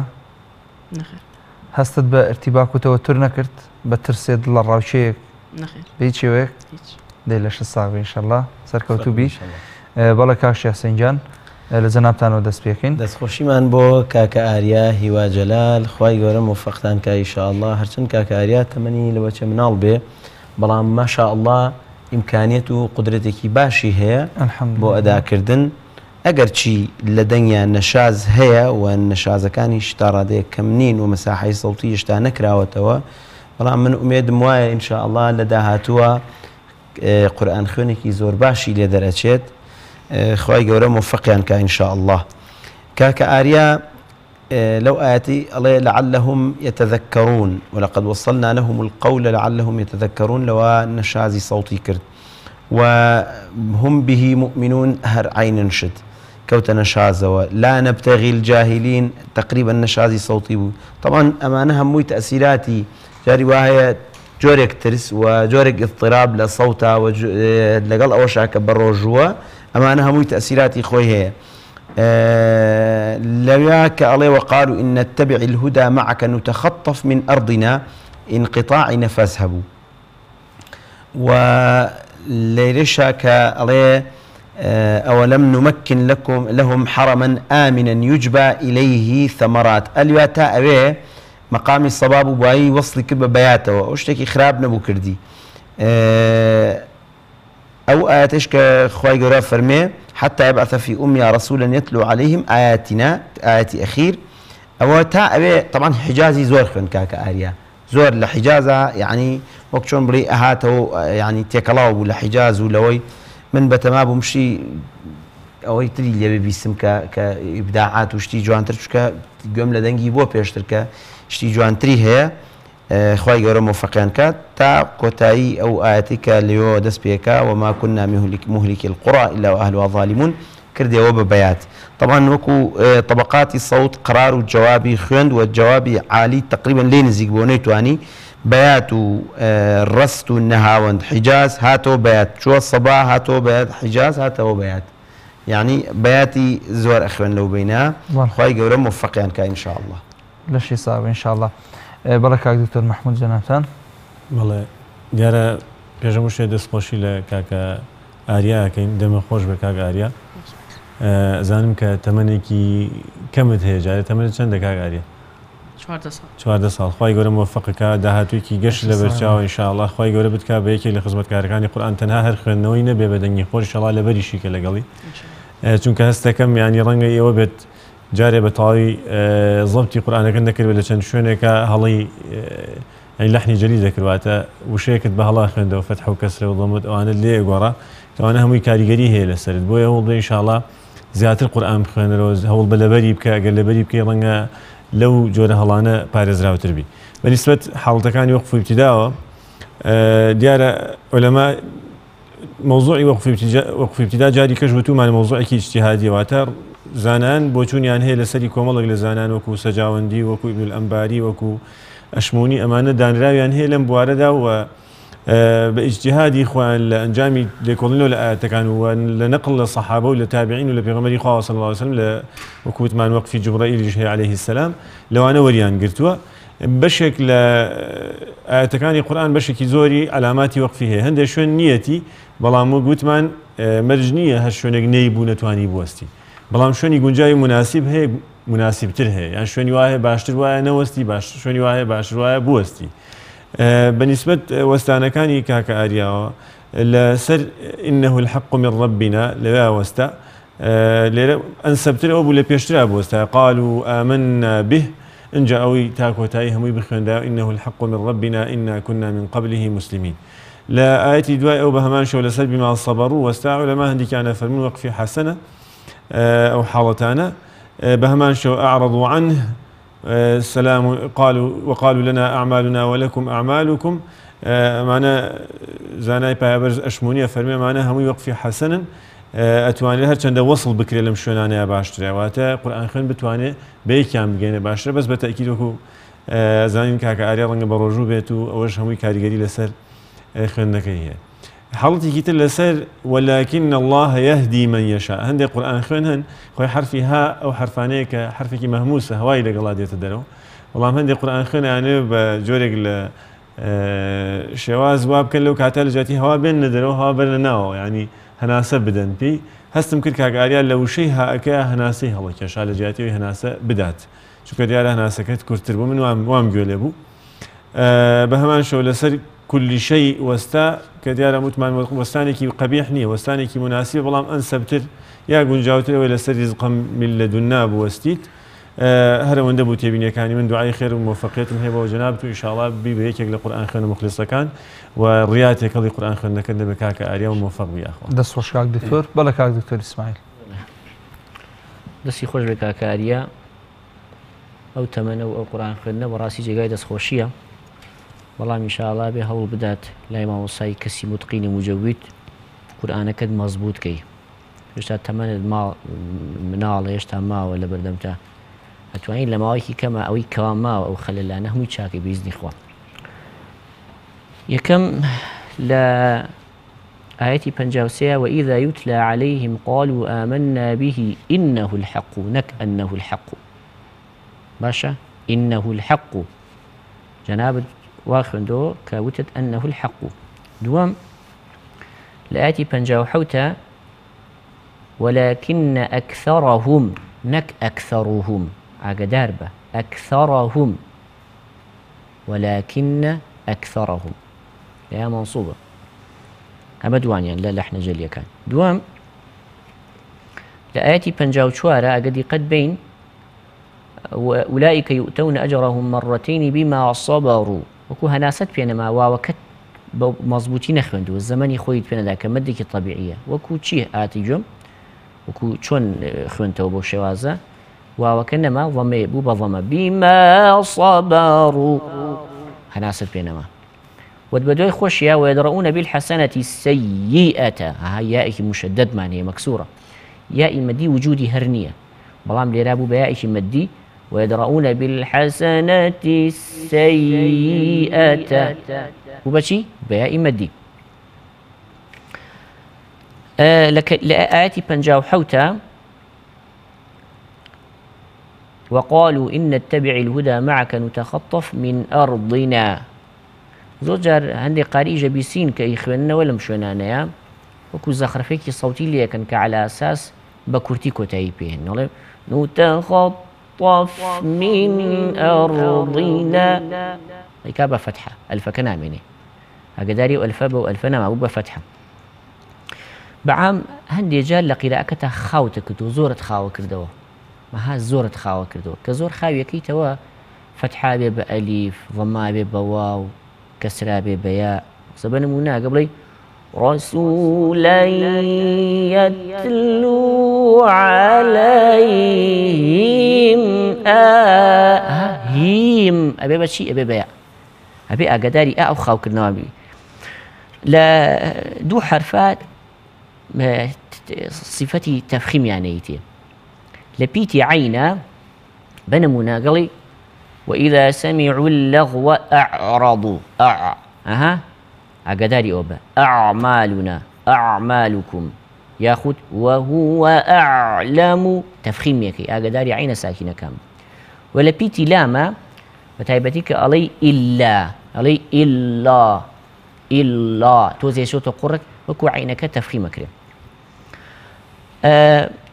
يا كماعات كخنته ولقد وصلنا لهم القول لعلهم يتذكرون دو جار واو تخوين دوا وون آواه نابت بيقورا طبقاتك بأندازي بقورا كحرف تري ليد روز نبي إنك لا تهدي من أحببت لياشي من هي من أحببت إظهار من هي والله ما يتوى إنك لا تهدي من أحببت ما يتوى باش عزيزكم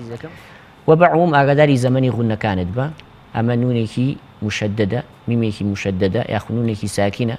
وكم من أحببت زيادة ما يتوى ياخذ إدغام إخفاء بأقداري زمنك يعني بيتو بخاوي إخواني زمنك شيان خاو أبيتو لقل خوينا وكتا أولئك يؤتون أجرهم همزي أولئك كي كم همزي كمضمومة تسهيل يا رويدا واستعاذة كشت أقدار بها مجاربة قارئ أخوش بسكان عليهم كدس بيك الملك أعوذ بالله من أعوذ بالله أعوذ بالله أعوذ بالله نعم أعوذ بالله أو واوا ميكن بضمة موفق سكوتبي دەستان خۆش بێت جەنابی کاک دکتۆر هیوا سەرکەوتن بۆ هەموو لاگە خوازین ئینشاءالله. کاکە ئاریا هیچ تێبینیەکەت هەیە یاخود هیچ خوا نەخواستە گومانێکی نەشاوت هەیە لەسەر لیژنەی بەڕێز هەستکەی ئیجحافت پێکراوە بۆ نمونە ئازادی ئەتوانی شتێک بڵێ؟ نەخێری شتێک دەستان خۆش هیوای سەرکەوتنت بۆ خانی جەنابیان جگای دەستخۆشی بۆ تەمەنە ئێمە تێبینیەکانی کە پێدەین لەبەرەوە یەکەم کاک مەحموود ئەمە مسابقەیە ئێمە چاوپۆشی لە هەڵی هیچ کەسێ ناکەین کە دێت ئێرە. دووەمیش بەڕاستی تێبینیەکان بۆ کاکە ئاریا و بۆ دەوروبەریش ئیسفادەی دەیەکەن وا گومانە بم بەیزنی خوا ئینشاءالله. پاشانیش ئەم تەمەنی ئەم قورئانە یعنی زۆر باشە خەڵگێ لە تەمەنی ئەوە هەر نازانێ فاتیحەش بخوێنێتەوە وەکو کاک شێخ فەرمووی سەوتێکی خۆشی هەیە بەڕاستی ئەتوانێت یعنی سەوتێکی جەهوری ئەدائێکی باش پێشکەشکە بەڵام مامۆستای ئەوێت هەم لە لایەنە تەجویدەکە هەم لە لایەنە سەوتێکەوە. زۆر باشە کاک حسێن ئەو گەنجانی کە لەم تەمەنان بۆ نمونە هیچ مەدرسەیەک هیچ قوتابخانەیەکی تعلیمی هەیە بۆ ئەمان بە تایبەت بۆ نمونە لە شارەکانی کوردستانە کە وانەی قورئانیان پێ بوترێتەوە لە ڕووی سەوت و نەغەم و تەجوید و تەنانەت مەسائلی وەقف و ئیبتیداش؟ وەڵاهی سوپاس بۆخوا ئێستا لە هەرێمی کوردستانە کە ئەوش مای خۆشحاڵیە بەرەو پێشوونێکی زیاد هەیە بۆ فێربوونی قورئانی پیرۆز و خەڵکانێکی زۆر و گەنجانێکی زۆر تەلەفۆن ئەکەن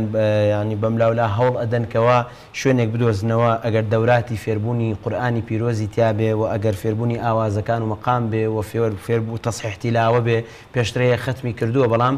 لای کەسێکی خوێند و تەصحیح تیلاوەکەی کاتەوە بە شێوەزێکی باشتر و لە ڕووی تەجوید و ئەوانەوە الحەمدولله شوێنمان زۆرە سەنتەری حکمەمان هەیە لە ڕووی وەقف و ئیبتیداوە و لە ڕووی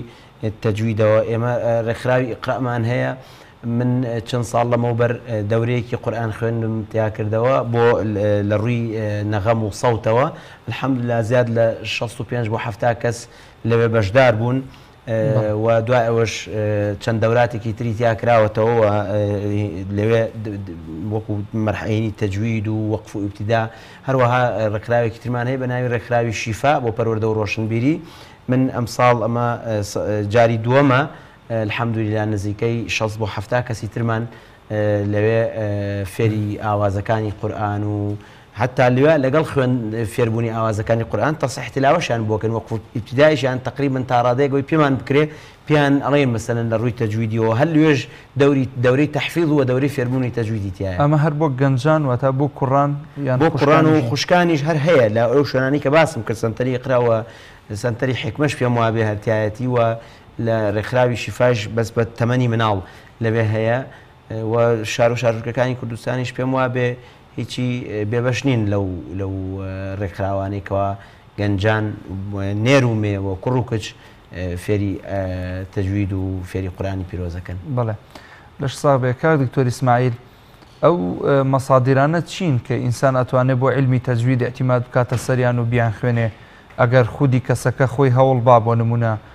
بەبێ ئەوەی بگەڕێتەوە بۆ مامۆستایەک ئەتوانێت ئەو کارە بکە یاخود ئیلا ئەبێ بگەڕێتەوە بۆ مەزدەرێک؟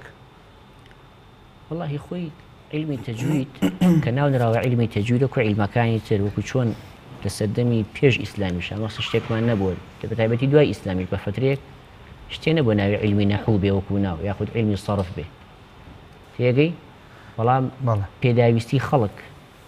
خەڵک بۆ عیلمەکەوای کردووە زانایان ئەوانی کە مختص لەو مەجالەیە بێن لە کتێبە بنووسین کوی بکەن و ناوی بنێن نەحوو ناوی بنێن سەرف یاخود ناوی بنێن قیراءات یاخود ناوی بنێن تەجوید باشە لەبەر ئەوە خۆی ئەسڵی عیلمەکە لەسەر ئەساسی نەقلە سەوتەکە داڕێژراوە واتە ئێمە نەقلە سەوتەکەمان هەیە نەقلە سەوتەکە ئەوەیە کە پێغەمبەر عەلەیهی سەڵات وسەلام سەحابەکانی فێرکردووە ئەوانیش دوای خوانیان فێرکردووە بەو شێوازە واتە لەو کاتەیە پێویستیان بەوە نەبوو بڵێن ئەمە ئیدغامە و ئەمە چی و ئەوە چییە چۆن خوێندوێتەوە بۆ شێوازە بۆی خوێندوێتەوە بەڵام دوای ئەوە کە هاتووە مەقسەد سەردەم لە دوای سەردەم سێرەکی خەڵک هاتووە لە قورئانە هەڵی کرۆ بە تایبەتی کە قورئان لەو سەردەمەدا نقاتی نەبووە حرەکاتی نەبووە ئەو شتانی نەبووە زۆر حرفێ هەر لە نووسینا وجودی نەبووە بە تایبەتی وەکو هەمزە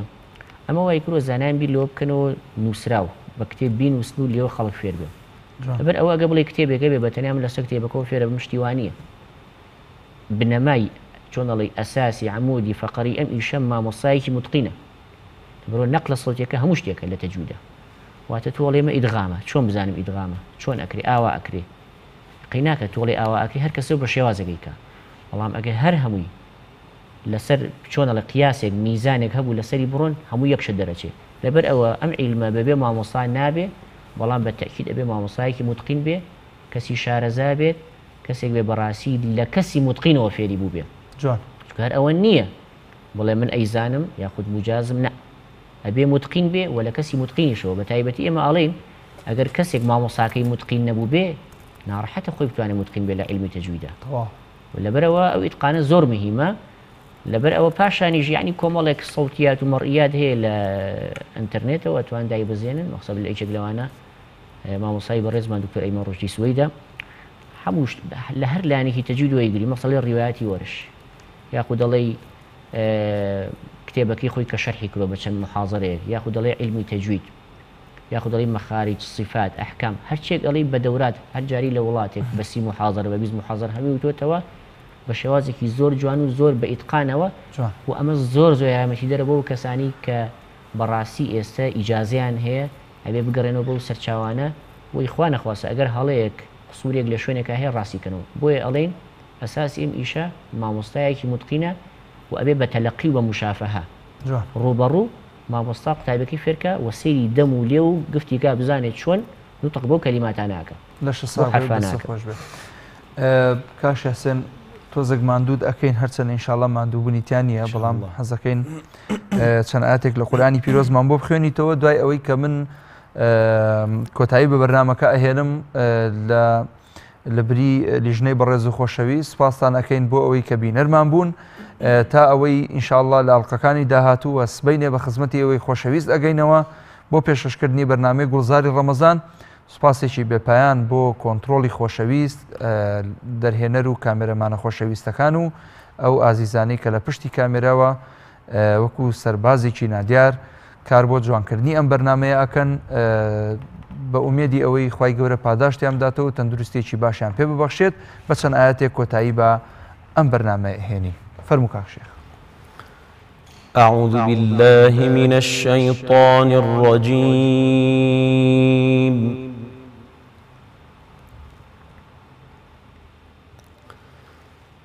بسم الله الرحمن الرحيم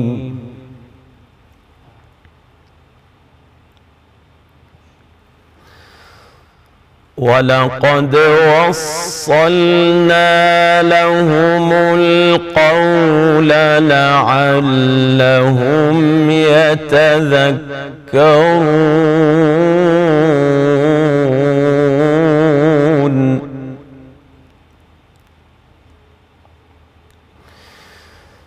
الذين آتيناهم الكتاب من قبله هم به يؤمنون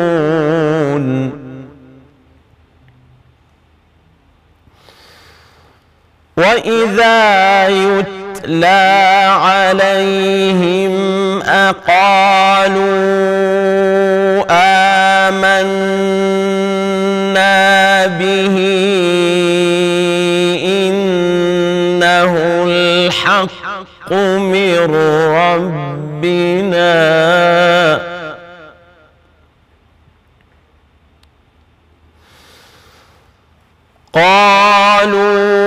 قالوا آمنا به إنه الحق من ربنا إنا كنا من قبله مسلمين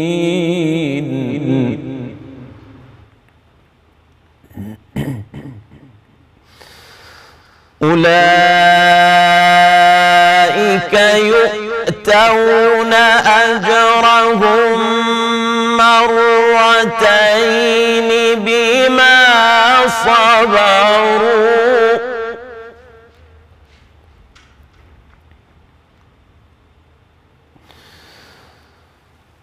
ويدرؤون بالحسنة السيئة ومما رزقناهم ينفقون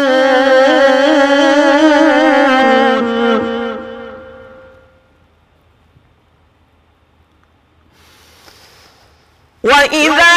سمعوا اللغو أعرضوا عنه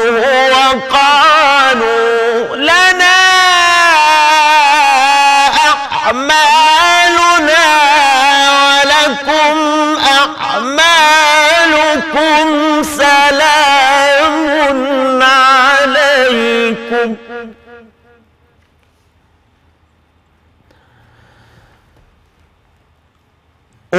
وقالوا لنا أعمالنا ولكم أعمالكم سلام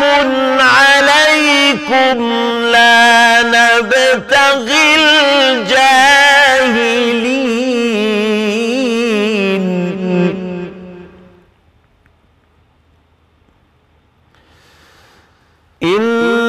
إنك لا تهدي من أحببت ولكن الله يهدي من يشاء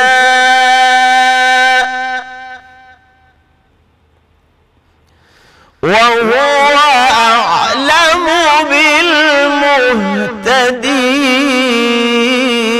بالمهتدين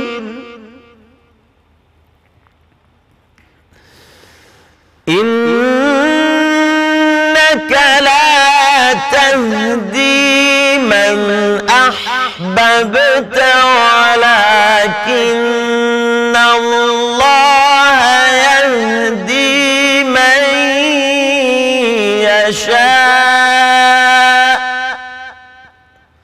وهو أعلم بالمهتدين